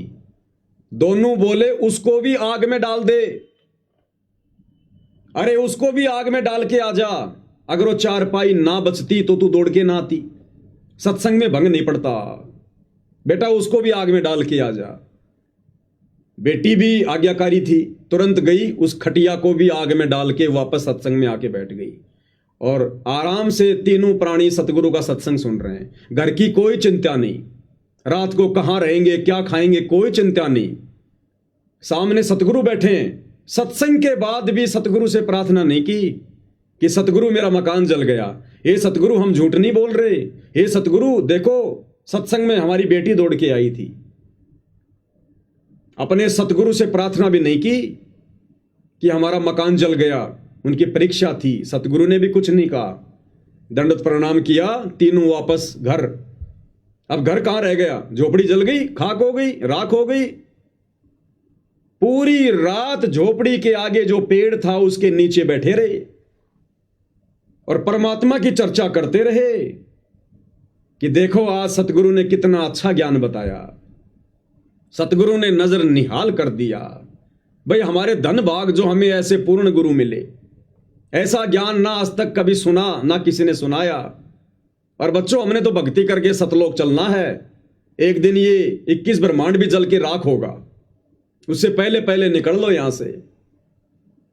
इस प्रकार की बातें करते करते, सतगुरु की महिमा करते करते, और कब उनकी आंख लग गई परिवार को पता ही नहीं। उस पेड़ के नीचे बैठकर झोपड़ी का रोजना नहीं रोया कि हमारी झोपड़ी जल गई, हे भगवान अब हम क्या करेंगे। आगे की प्लानिंग नहीं करी कि कल को कहां जाएंगे, कहां से पूड़े लेके आएंगे, हैं फिर झोपड़ी बनाएंगे, कुछ नहीं सोचा। और जब सुबह उनकी आंखें खुली तो देखा कि एक झोपड़ी जली थी, 2 झोपड़ी बनके तैयार खड़ी हैं, 2 झोपड़ी नई। उन्होंने झोपड़ी में प्रवेश भी नहीं किया। आकाशवाणी हुई कि बच्चों ये झोपड़ी मैंने बनाई है तुम्हारे लिए। आकाशवाणी पे विश्वास नहीं किया, बोला पहले अपने सतगुरु से पूछेंगे, उसके बाद में झोपड़ी में प्रवेश करेंगे। तीनों प्राणी आश्रम में गए, सतगुरु को पूरी कहानी बताई।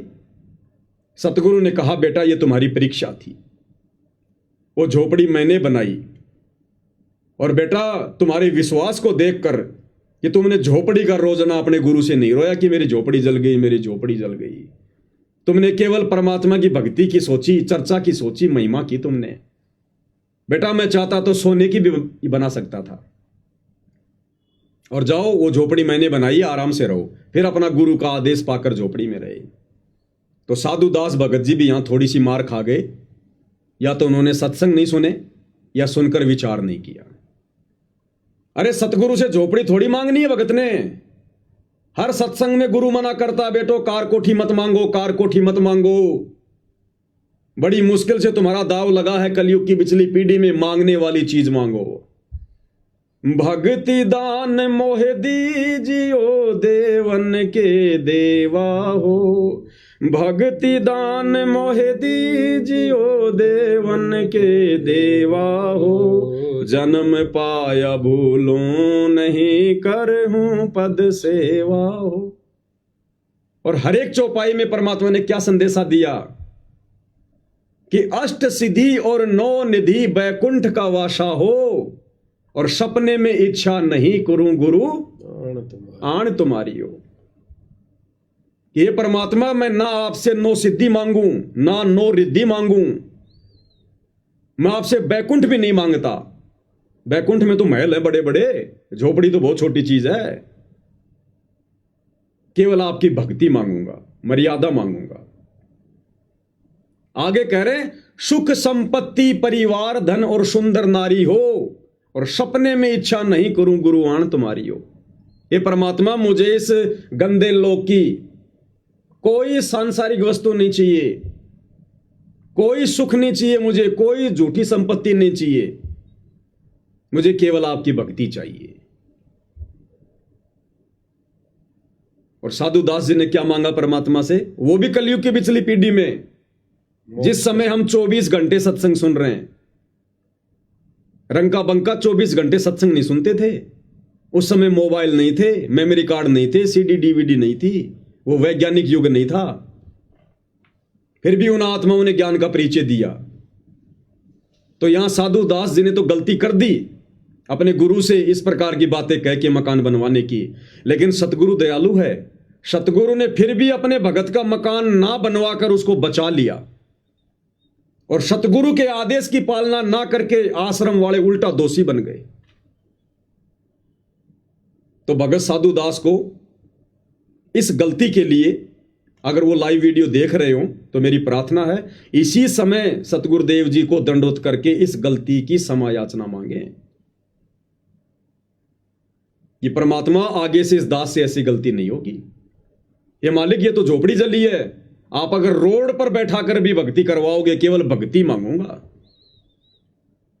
अपनी वाणी में क्या कहा परमात्मा ने कि नाम सहित बेवतन भला जो दर दर मांगे भीखा। अरे क्या हुआ छत्र की छाया चालाई और राजपाट दिल्ली का। सतगुरु कहते हैं, बच्चों, यदि तुम्हें नाम मिला हुआ है, भक्ति तुम्हें प्राप्त है, और यदि किसी कारण से तुम्हारे को देश निकाला भी दे दिया जाए, और यदि तुम्हारे को मजबूरी में भीख का कटोरा हाथ में लेकर मांग मांग के खाना पड़े, तो भी बच्चों निराश मत होना। अपने गुरु में भक्ति में कोई दोष मत देखना, क्योंकि तुम्हें दुनिया की सबसे बड़ी संपत्ति ये नाम प्राप्त है। गुरु समान दाता नहीं और याचक शिष्य समान, भाई 3 लोक की संपदा सो गुरु दीनी दान। सतगुरु ने तुम्हें सबसे बड़ी संपत्ति दे रखी है, यहां के स्वर्ग बैकुंठ से भी उत्तम ये नाम दीक्षा, भक्ति, 5 यज्ञ। कहते हैं, अगर इस भक्ति को सुरक्षित रखने के लिए, गुरु को प्रसन्न रखने के लिए, अगर कभी ऐसी नौबत आ जाए, हाथ में भीख का कटोरा भी आ जाए, तो अपने सतगुरु में कभी दोष मत देखना। सतगुरु से डिमांड मत करना सांसारिक इच्छाओं की, मकान की, कार की, कोठी की, बेटे की, पोते की, नौकरी की। नहीं, सतगुरु नाराज होगा। इस कलयुग की पिछली पीढ़ी में पूरा खुलासा करने के बाद, पूरा तत्व ज्ञान देने के बाद, और फिर भी तुम सतगुरु से क्या मांग रहे हो? तो साधु दास जी को परमात्मा ने बचा लिया, अन्यथा लाखों भक्तों का पैसा लेकर ये लोग इस प्रकार की मुहिम चला रहे हैं। और यदि साधु दास का ये मकान बन जाता तो परमात्मा पर साधु दास का अविश्वास समझा जाता, और हर एक भगत का भार साधु दास पे चढ़ता।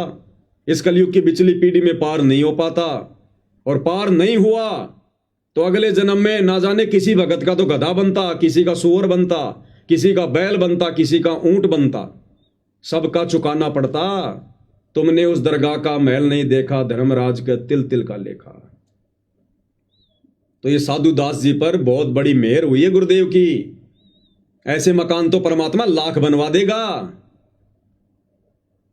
अगर ज्यादा ही मन में इच्छा है तो भगवान तुम्हें बहुत बड़ा रियल एस्टेट का बिल्डर बना देगा। लेकिन सत्संग को आधार बनाना, ऐसी इच्छा कभी मन में मत करना। गुरुदेव ने सम्मन की कथा बताई। सम्मन ने सतगुरु को भोजन करवाने के लिए आटा चोरी करते समय अपने बच्चे की गर्दन काट दी, और गर्दन काटने के बाद में सम्मन के मन में जरा सा दोष आ गया। उसको दोष तो नहीं कह सकते, लेकिन मन में जरा सा विक्षेप आ गया, एक बात आ गई मन में कि यदि आज मैं पैसे वाला होता, यदि आज मैं धनी होता, यदि आज मेरे पास में धन होता, तो मैंने अपने बेटे की गर्दन नहीं काटनी पड़ती। बस इतनी सी बात उसके मन में आई थी कि आज यदि मेरे पास में धन होता, परमात्मा ने उसकी वो इच्छा भी पूरी करनी पड़ी और उसी जन्म में उसको दिल्ली का 1 नंबर का सेठ बना दिया। गुरुदेव कहते हैं सेऊ और नेकी तो पार हो गए, लेकिन वो भाई फंस गया मन में जरा सा विक्षेप पैदा करके। जबकि साधु दास जी ने तो मकान मांग लिया भगवान से, मकान।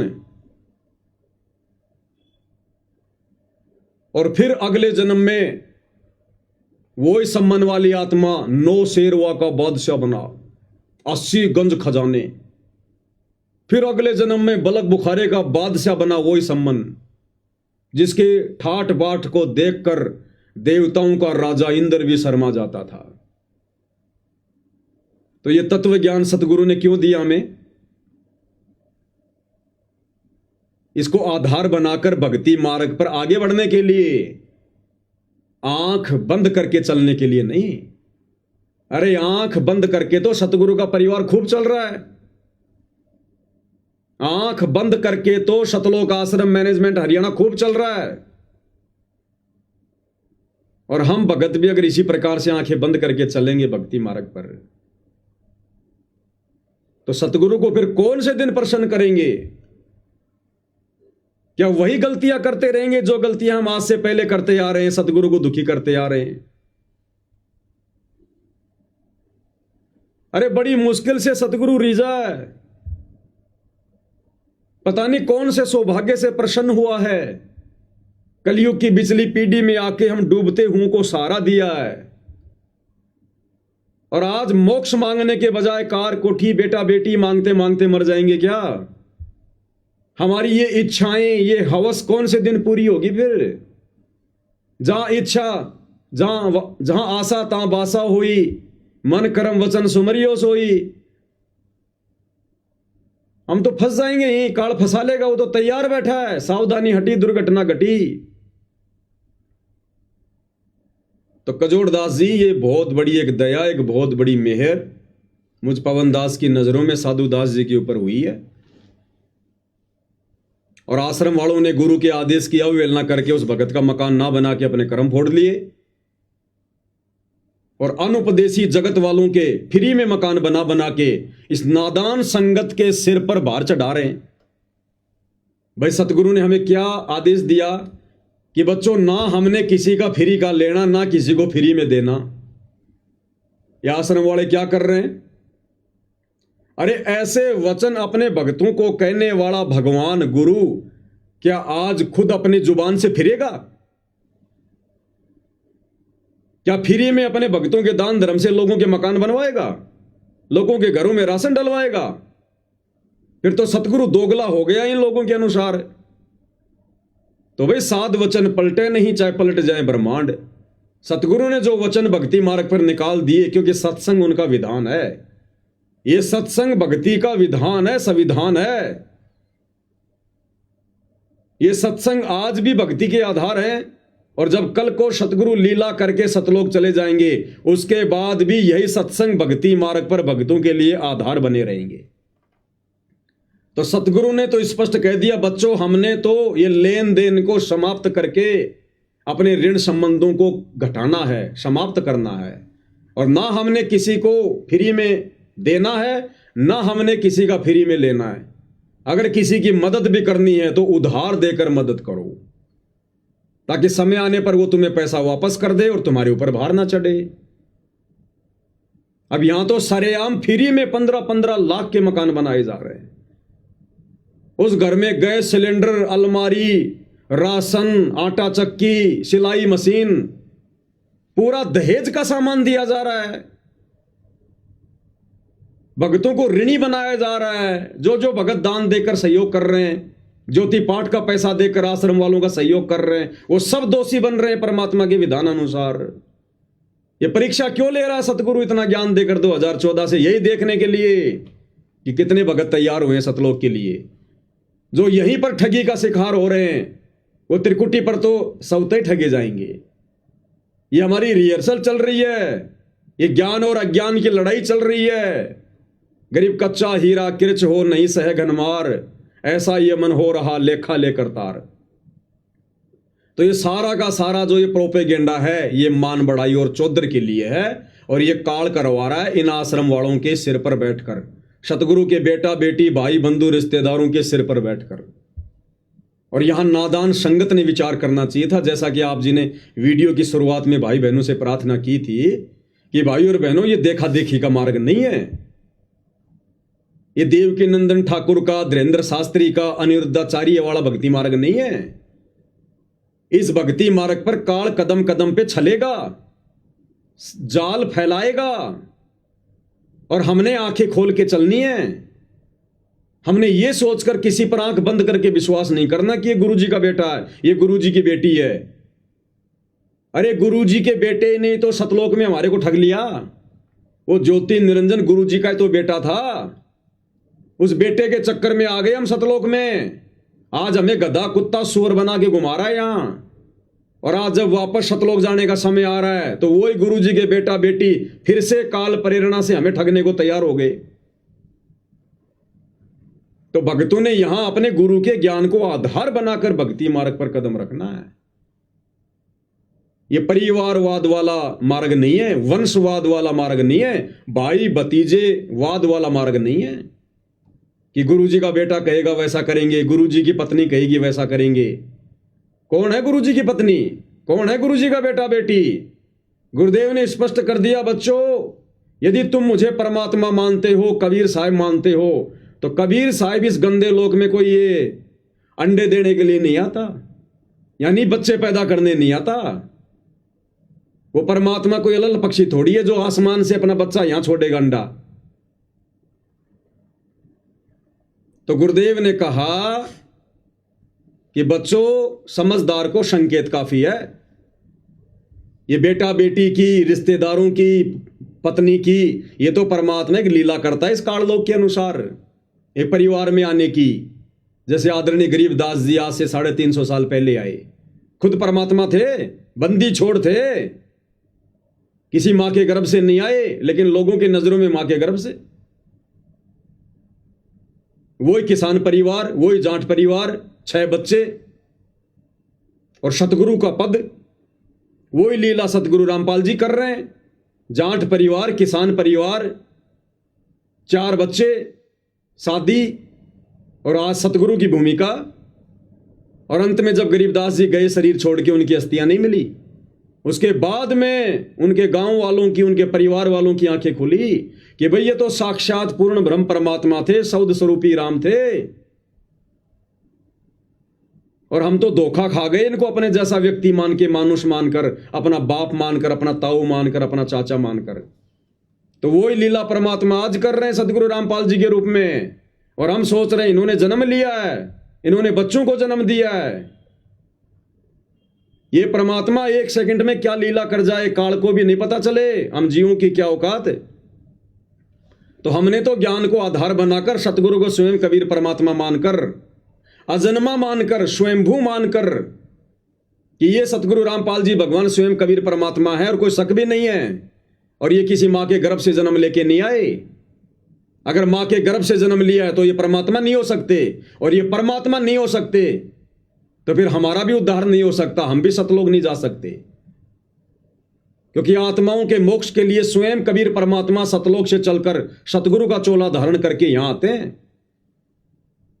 हम नित्य नियम में रोज पढ़ते हैं लास्ट में, गैबी ख्याल विशाल सतगुरु अचल दिगंबर थीर है, और भक्ति हेत अन्य काया धर आए, अविगत सत्य कबीर है। तो ये वो कबीर परमात्मा स्वयं धरती पर प्रकट है। ब्याह शादी करने की, बच्चे पैदा करने की मालिक लीला करता है, जैसे गरीबदास जी ने की। ये अपनी पहचान अपने तत्व ज्ञान से करवाएगा, और संगत यहीं पर धोखा खा गई। संगत ने सतगुरु के कलयुगी परिवार की पूंछ पकड़ ली, उस परिवार ने काल की पूंछ पकड़ रखी है। अब अंत में संगत को कहां ले जाके छोड़ेंगे ये? समझदार भगत को तो संकेत ही काफी है। तो मुझे तो इनकी हरकतों को देखते हुए, इनके मनमाने आचरण को देखते हुए, क्योंकि इस प्रकार की ये मुहिम, ये काल की मुहिम हो सकती है, सरकारों की मुहिम हो सकती है, इस प्रकार की मुहिम संतों की नहीं होती। संत अपने आशीर्वाद से, भगत के धंधे में बरकत देकर, भगत के बच्चों को नौकरी लगाकर, अन्य बहुत सारे तरीके हैं, भगत के खेत में फसल में दे देगा बरकत। ये परमात्मा तो अलमारी में पैसे बढ़ा दे, तिजोरी में पैसे बढ़ा दे, अपने भक्तों को मजदूर बनाकर इस प्रकार से कार्य करवाने नहीं आता। ये तो भक्ति करवाने आता है। मजदूरी तो काल की अमावस से पहले ना कर रहे थे। तो कजोड़ जी, मुझे तो लगता है टोटल ये चौधरीपना प्राप्त करने का, मान बढ़ाई प्राप्त करने का, इस ज्ञान को ना समझ पाने के कारण, क्योंकि जरूरी थोड़ी होता है कि कोई सतगुरु का बेटा है, बेटी है, रिश्तेदार है तो ज्ञान को बहुत अच्छा समझेगा। किसने समझा? वो कमाल नाम का लड़का सतगुरु के झोपड़ी में रहा बचपन से और अंत में गुरुद्रोही हुआ, नहीं समझ पाया ज्ञान को। और बाकी 64 लाख भगत सोच रहे थे कि कमाल जितना ज्ञान किसी को नहीं है। धर्मदास के घर में काल का दूत पैदा हो गया, नारायण दास। गरीबदास जी के चारों बेटों ने आगे चल के भक्ति छोड़ दी। नानक जी के दोनों बेटे श्रीचंद और जयचंद नानक जी से विमुख हो गए थे, क्योंकि नानक जी ने अंगद को अपना उत्तराधिकारी बना दिया। नाराज हो गए, छोड़ दिया पंथ को, अलग पंथ चला दिया, निर्मल पंथ, बेड़ा गर्क कर दिया लोगों का। तो कहते हैं घर का जोगी जोगना, बाहर का जोगी सिद्ध, और दीपक तले हमेशा अंधेरा रहता है। ये सतगुरु का परिवार केवल माया को देखकर जुड़ा हुआ है, माया को देखकर। ना ज्ञान आधार इनको पहले था, ना वर्तमान में है। अब ये नादान संगत को विचार करना चाहिए, भाई तुमने किस चीज को आधार बनाकर ये निर्णय लिया है। भाई परीक्षा का समय है, सतगुरु तो कुछ भी आदेश देगा। परीक्षा के समय में सतगुरु कुछ भी आदेश देकर भगत की परीक्षा लेगा। सतगुरु तो कह देगा, हाँ बच्चों ये अन्नपूर्णा मुहिम मैंने चलाई है, मेरा आदेश है। लेकिन सतगुरु ने सत्संगों में क्या समझाया? परीक्षा के समय में तो सत्संगों को आधार बनाया जाएगा। जिस प्रकार सतगुरुदेव हमें कथा सुनाते हैं, एक संत के बहुत सारे शिष्य थे, संत ने काफी ज्ञान दिया, फिर एक दिन उनकी परीक्षा लेनी चाहिए और सतगुरु ने पहले सबको सामने बैठा कर कहा कि देखो भाई, गुरु से बढ़कर कोई नहीं होता, गुरु की आज्ञा सबने माननी चाहिए। जो गुरु की आज्ञा नहीं मानता वो गुरुद्रोही होता है, उसको तो नरक में भी ठिकाना नहीं है। सबने कहा हाँ गुरुदेव, गुरु की आज्ञा माननी चाहिए। फिर उस गुरु ने तुरंत कहा कि भाई अब मेरी आज्ञा है, मेरा आदेश है, अपने अपने पैर का जूता निकालो, मेरे सर में 5-5 मारो, सबकी गर्दन नीची। तो गुरु ने कहा, अरे बस, अभी तो तुम क्या कह रहे थे कि गुरु की आज्ञा माननी चाहिए, गुरु के आदेश की अवहेलना करने वाला नरक में जाता है, और अब मैं तुम्हें आज्ञा दे रहा हूं, तुम मेरी आज्ञा नहीं मान रहे। सबकी नीची गर्दन। एक भगत खड़ा हुआ, समझदारी से काम लिया, विवेक से काम लिया, क्योंकि वो परीक्षा का समय था। अपने पैर का जूता निकाला, सतगुरु के चरणों में बैठा और अपने सिर में 5 मारी। गुरु ने कहा, भाई डांडी मत मार, मैंने तो मेरे सिर में मारने के लिए कहा है। तो उस शिष्य ने कहा कि ये गुरुदेव, इस दास का शीश भी तो आप ही का है। सिर सौंपया गुरुदेव को, सफल हुआ यो शीश, और नितानंद इस शीश पर आप बसे जगदीश। कि गुरुदेव, इस दास का शीश भी तो उपदेश लेने के बाद आपका ही है। मैंने अपने सिर पर मार दिए, समझो आपके सिर पर मार दिए। गुरु बड़ा प्रसन्न हुआ। मैं गारंटी के साथ कह सकता हूं कजोड़ जी, उस समय यदि उस संत के सामने गुरु जी के बेटे बैठे होते, गुरु जी की बेटियां बैठी होती, गुरु जी का भाई बैठा होता, ये कोऑर्डिनेटर बैठे होते, और गुरु कह देता कि भैया मेरे सर में 5-5 जूते मारो, ये 5 नहीं 10-10 मारते, ये कुछ विशेष वस्तु मिलेगी। गुरु जी कह रहे हैं, गुरु जी की आज्ञा है, हम तो गुरु की आज्ञा में चलते हैं। ये बुद्धि विवेक का इस्तेमाल नहीं करते, जैसा वर्तमान में नहीं कर रहे, ये नादान संगत नहीं कर रही। अरे एक टीचर साल भर तक पढ़ाता है बच्चों को, भारत की राजधानी नई दिल्ली, भारत की राजधानी नई दिल्ली, और वही टीचर उन बच्चों की परीक्षा के लिए परीक्षा में सवाल बना के देता है, भारत की राजधानी क्या है। और उस समय यदि कोई बच्चा पूछे कि गुरुजी भारत की राजधानी क्या लिखूं, बंबई लिख दूं क्या, तो टीचर उसको सही आंसर नहीं बताएगा। टीचर कहेगा बेटा जो तेरे को अच्छा लगे वो लिख दे, क्योंकि टीचर को पता है कि मैंने तो साल भर क्या पढ़ाया, इसने ध्यान दिया नहीं, अब ये मेरे से पूछ रहा है। अगर मैं इसकी मदद करूंगा इस समय तो मैं इसका दुश्मन हूं। ये बच्चा फिर कभी नहीं सुधर पाएगा। तो टीचर परीक्षा के समय में बच्चे की कोई मदद नहीं करता, और उल्टे उल्टे सवाल करके, क्या टीचर को नहीं पता भारत की राजधानी क्या है? उसमें 4 ऑप्शन क्यों लिख रहा है? दिल्ली, बंबई, कलकत्ता, महाराष्ट्र, बच्चे की परीक्षा के लिए। तो अगर ये अन्नपूर्णा मुहिम, पहली बात तो सतगुरु जी अपनी तरफ से कोई आदेश नहीं देंगे, ये भी काल प्रेरणा से इन आश्रम वालों ने लोगों की सलाह से, जगत वालों की सलाह से सतगुरु से हिसार जेल में जाके प्रार्थना लगाई होगी। अब सतगुरु को तो मौका मिल गया भक्तों की परीक्षा लेने का, ये तो बहुत अच्छा काम हो गया, क्योंकि सतगुरु को अपने परिवार की हकीकत का तो पहले पता था। अगर ये परिवार ज्ञानवान होता, मर्यादा में होता, तो बरवाला कांड ही ना होता। तो सतगुरु को तो अच्छे से पता था उनके बारे में। जब ये इस प्रकार का ये प्रस्ताव सतगुरु के पास लेकर गए तो सतगुरु ने देखा रे तो बहुत अच्छी बात हो गई, इन्होंने तो अपने कर्म फोड़ने मुझे मानुष मानकर, इस बहाने संगत की भी परीक्षा हो जाएगी। सतगुरु ने कह दिया बच्चों ठीक है, तुम्हें जैसा उचित लगे करो, बहुत अच्छी बात है।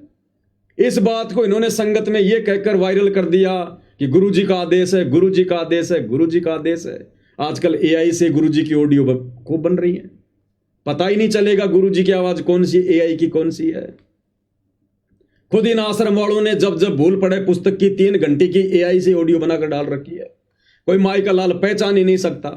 अन्नपूर्णा मुहिम का 5 मिनट का संदेश गुरु जी की आवाज में AI से बना के डाल रखा है, कोई माई का लाल समझ ही नहीं पा रहा। तो ये संगत की परीक्षा चल रही है वर्तमान में। और भाई ये कलयुग की बिचली पीढ़ी है, सब तो फेल नहीं होंगे। और सौभाग्य है साथ संगति से जुड़ी हुई आत्माओं का, जिन्होंने इस विकट समय में, परीक्षा के समय में ज्ञान को आधार बनाया, ना कि गुरु के परिवार को। और जिन्होंने गुरु के परिवार को आधार बनाया वो दिन प्रतिदिन इस भवसागर में डूबते जा रहे हैं, डूबते दलदल में। और जिन्होंने ज्ञान को आधार बनाया वो उभरते जा रहे हैं। तो कजोड़ जी ये अन्नपूर्णा मुहिम, इसके तहत जितने भी कार्य किए जा रहे हैं, ये सारे के सारे कार्य मनमाना आचरण है, गुरुदेव के ज्ञान के निकट भी नहीं है। ना परमात्मा इस प्रकार की बकवाद किसी से करवाते, ना इससे पहले उन्होंने किसी की ये करवाई, और ना 4 युगों में परमात्मा ने इस प्रकार की मुहिम चला के किसी के मकान बनवाए। ये परमात्मा तो भगत को उपदेश देकर फिर भगत की भक्ति और मर्यादा के आधार से, भाई जैसी भक्ति करोगे फिर वैसी परमात्मा बरकत देगा, जितना गुड़ डालोगे उतना ही मीठा होगा। भाई सतगुरु को अपने भक्तों से क्या दुश्मनी है? जो बेचारे भगत तो झोपड़ियों में पड़े हैं 50%, और जगत वाले जो रोज अपना काम किसी न किसी तरीके से चला ही रहे हैं, उनको चुन चुन के मकान बनवा रहा है। तो सतगुरु कुछ नहीं करवा रहा, जो भी वर्तमान में हो रहा है सब काल प्रेरणा से हो रहा है। और जो ज्ञान को आधार बनाकर इन चीजों को समझ जाएगा वो जीत में रहेगा, बाकी सारी संगत हार में है, इसमें कोई दो राय नहीं है। तो मेरे तो इस विषय पर जो आपने सवाल किया था ये विचार हैं।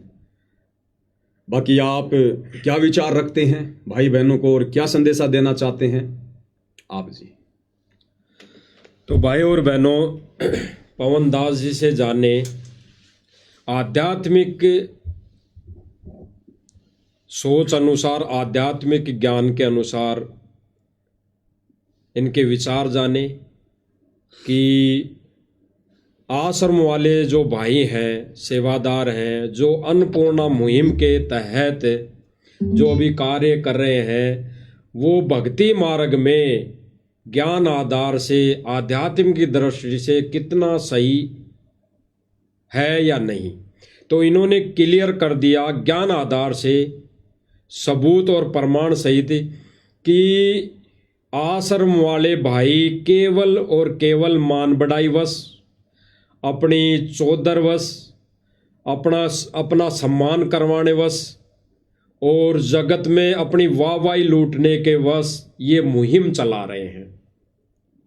इसका प्रमाण भी पवनदास जी आगे बता सकते हैं कि इनके बारे में गुरुजी ने कुछ बोला है किसी सत्संग में या किसी और विशेष संदेश में या और किसी माध्यम से, तो ये बताएंगे। बाकी भाई और बहनों, ये सारी चीज़ें जो अभी वर्तमान समय में चल रही है आश्रम वाले भाइयों की तरफ से, ये केवल और केवल जगत वालों से अपनी मान बढ़ाई वश, अपना सम्मान करवाने वश और अपनी चौधर पाने की वश ये जगत में ये कार्य कर रहे हैं। अन्यथा पवनदास जी ने भी बताया कि एक भगत है दिल्ली से, तो उसकी प्रार्थना करने के बावजूद और संत रामपाल जी महाराज जी का आदेश आने के बावजूद उसका मकान नहीं बनाया गया। यानी गुरु का आदेश हो मकान बनाने का, फिर भी मैनेजमेंट आश्रम वाले उसका मकान नहीं बनाया, उन्होंने उसका मकान नहीं बनाया। और एक जगत वालों की छोटी सी प्रार्थना पर, जिनके पहले से मकान कुछ रहने लायक हैं, तब भी उनके मकान दोबारा फोड़कर उनके मकान बनाए जा रहे हैं। यानी उनके लिए रहने की व्यवस्था है, फिलहाल वो रह सकते हैं, अपना टाइम पास कर सकते हैं, लेकिन फिर भी उनका मकान उसको फोड़कर दोबारा से 2 मंजिला मकान बनाया जा रहा है। कारण कि वहाँ पे इन्होंने बताया कि गांव के सरपंच को साथ लेकर उनके हाथों उनको चाबी दिलवाना, फोटो खिंचवाना, वीडियो बनवाना, यानी वहाँ के गांव वालों की नज़रों में अपनी चौधर और मान बढ़ाई पाना, अपना सम्मान करवाना, उनकी नज़रों में एक अपने आप को एक ये मान लो कि आप ऐसा तो कोई भगत करता नहीं, बिल्कुल भगत के तो नियम और मर्यादा में है ही नहीं, केवल उनकी गांव वालों की नज़रों में एक अच्छा व्यक्ति साबित होना, ये इनकी प्रक्रिया चालू है भाई और बहनों आश्रम मैनेजमेंट की।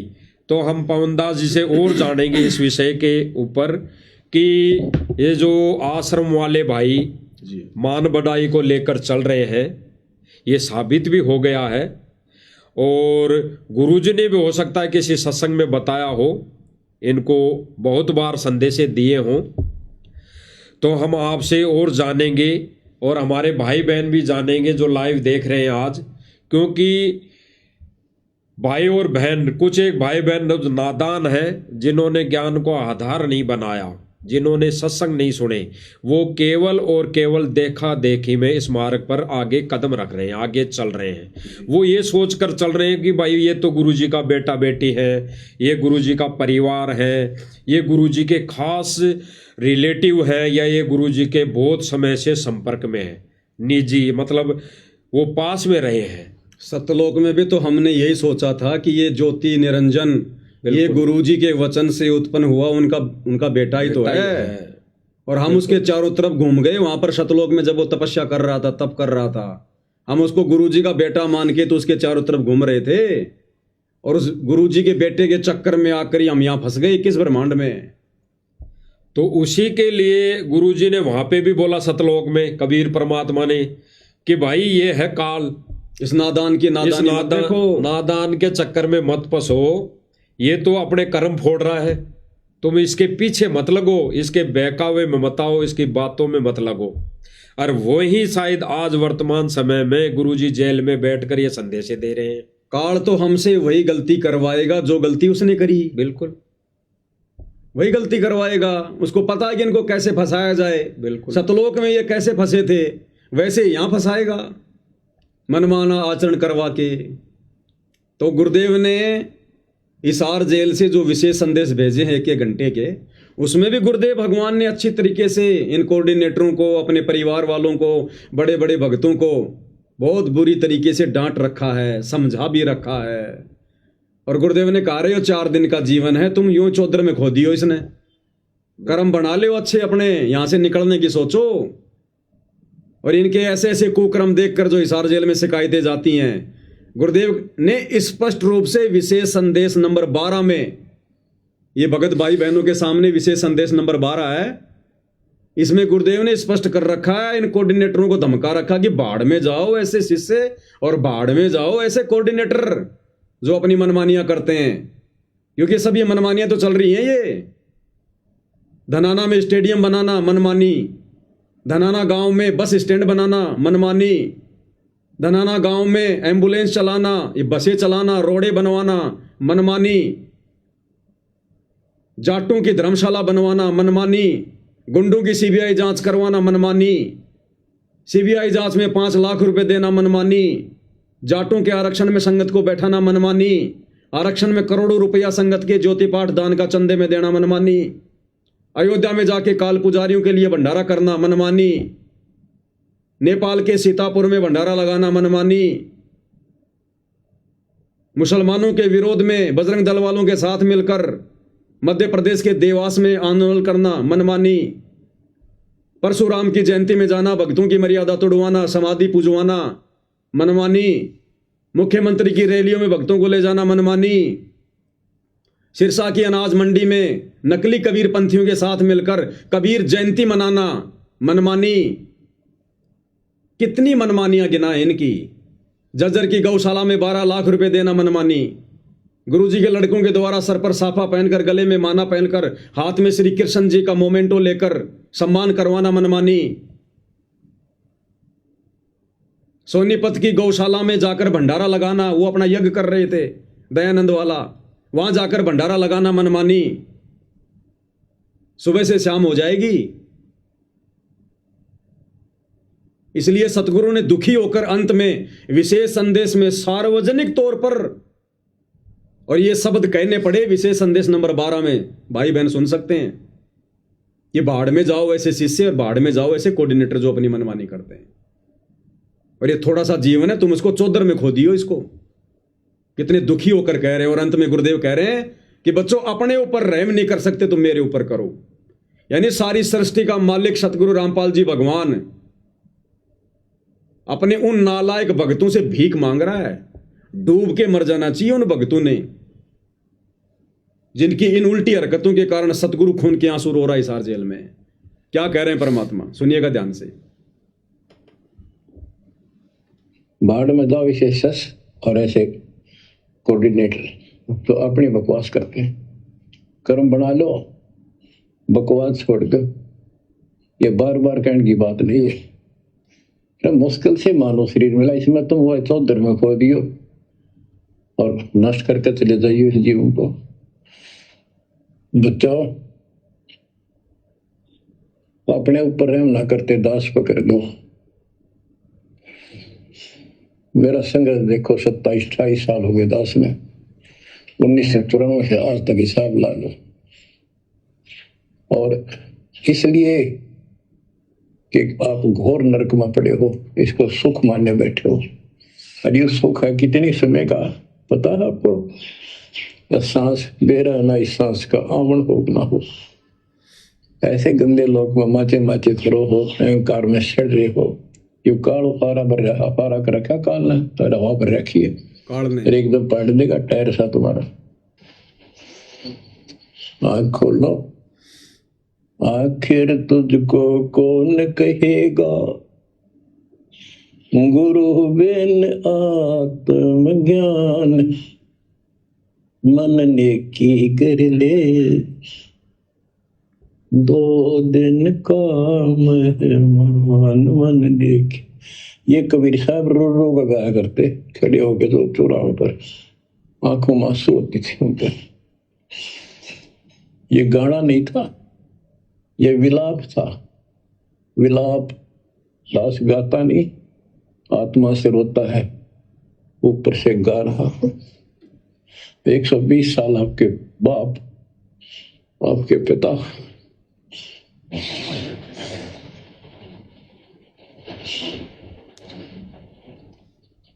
एक झोपड़ी में रहे, गर्मी सर्दी बारिश हो गई, हमारे लिए पड़े रहे, क्योंकि वो आते हमारे को सद्बुद्धि देने के लिए, पर हमारे ऊपर काल का प्रभाव जबरदस्त है। कजोड़ जी, बहुत सारे लोग समझ नहीं पाते कि ये सतलोक आश्रम मैनेजमेंट हरियाणा क्या है, राष्ट्रीय समाज सेवा समिति क्या है। तो जो अपने गुरु को खून के आंसू रुला दे उसे कहते हैं सतलोक आश्रम मैनेजमेंट हरियाणा। उसे कहते हैं RSSS, राष्ट्रीय समाज सेवा समिति। तो गुरुदेव किस प्रकार से रो रो कर अपने नालायक बच्चों को समझा रहे हैं, उसके बावजूद भी अपनी उल्टी हरकतों से बाज नहीं आ रहे, काल प्रेरणा से बाज नहीं आ रहे। नित नए नए पाखंड, आडंबर, ड्रामेबाजी, अपना मान सम्मान करवाना इन आश्रमों में, आश्रम में आने वाले राजनेताओं का मान सम्मान करना, कभी सिर पर पगड़ी पहनकर, कभी अपने इस कंधे पर शॉल डालकर, कभी उनके हाथों में वो फूल वाल देकर।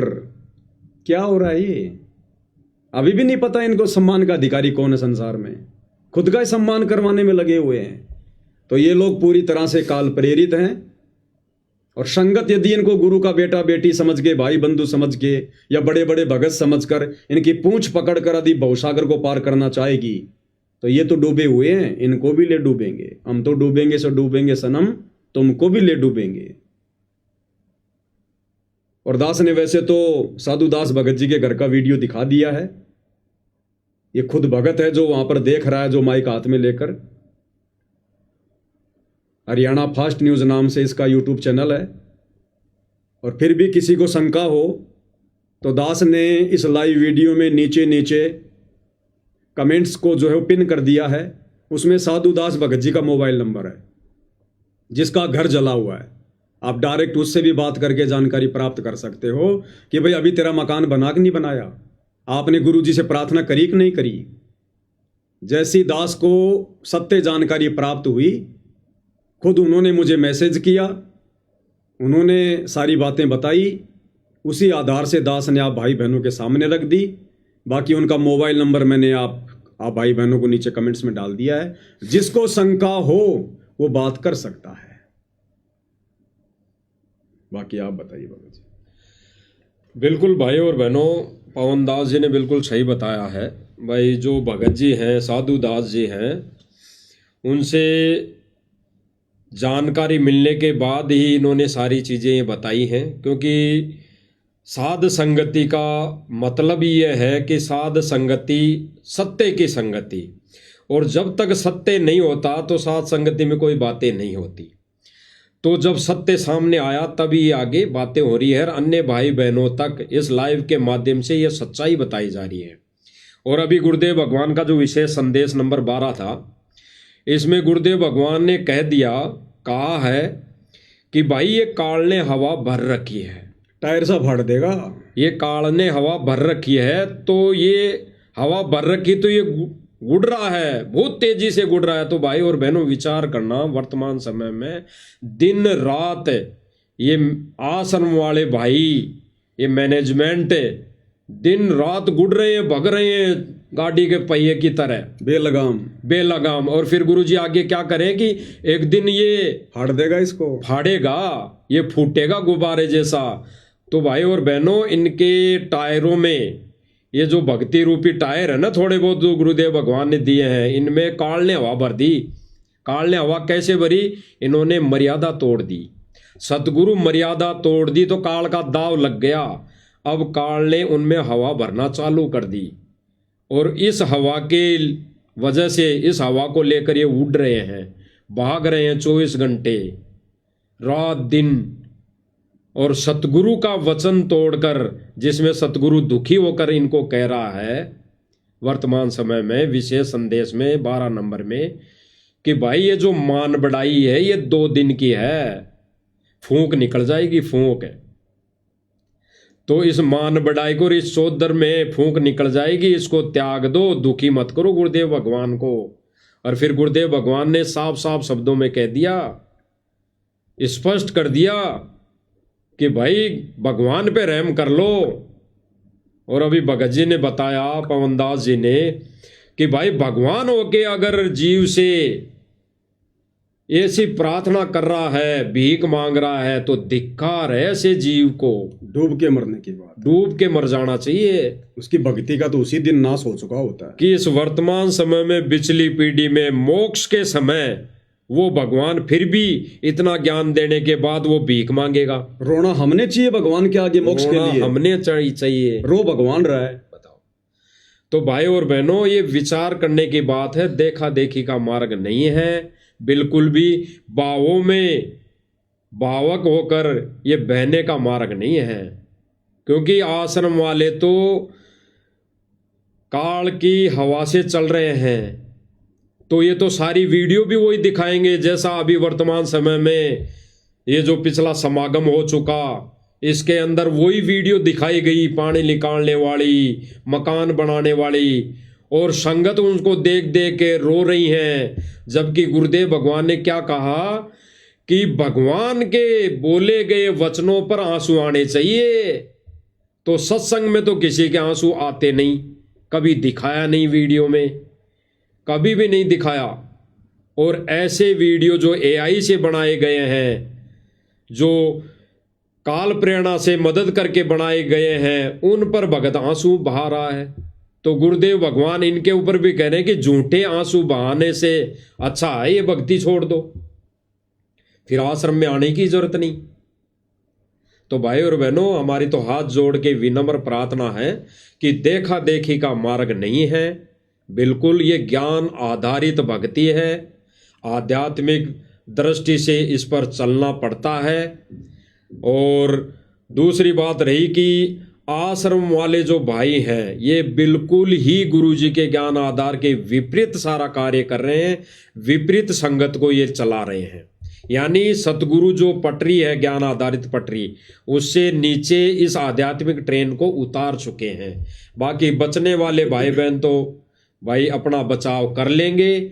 साथ में दो नाव चल रही हो तो भाई एक नाव में अगर छेद हो रहा है तो भाई तुरंत ज्ञानवान भगत का, ज्ञानवान आत्मा का एक ही उद्देश्य, एक ही फर्ज बनता है कि उसमें से छलांग उस सत्य की नाव में लगा जाए।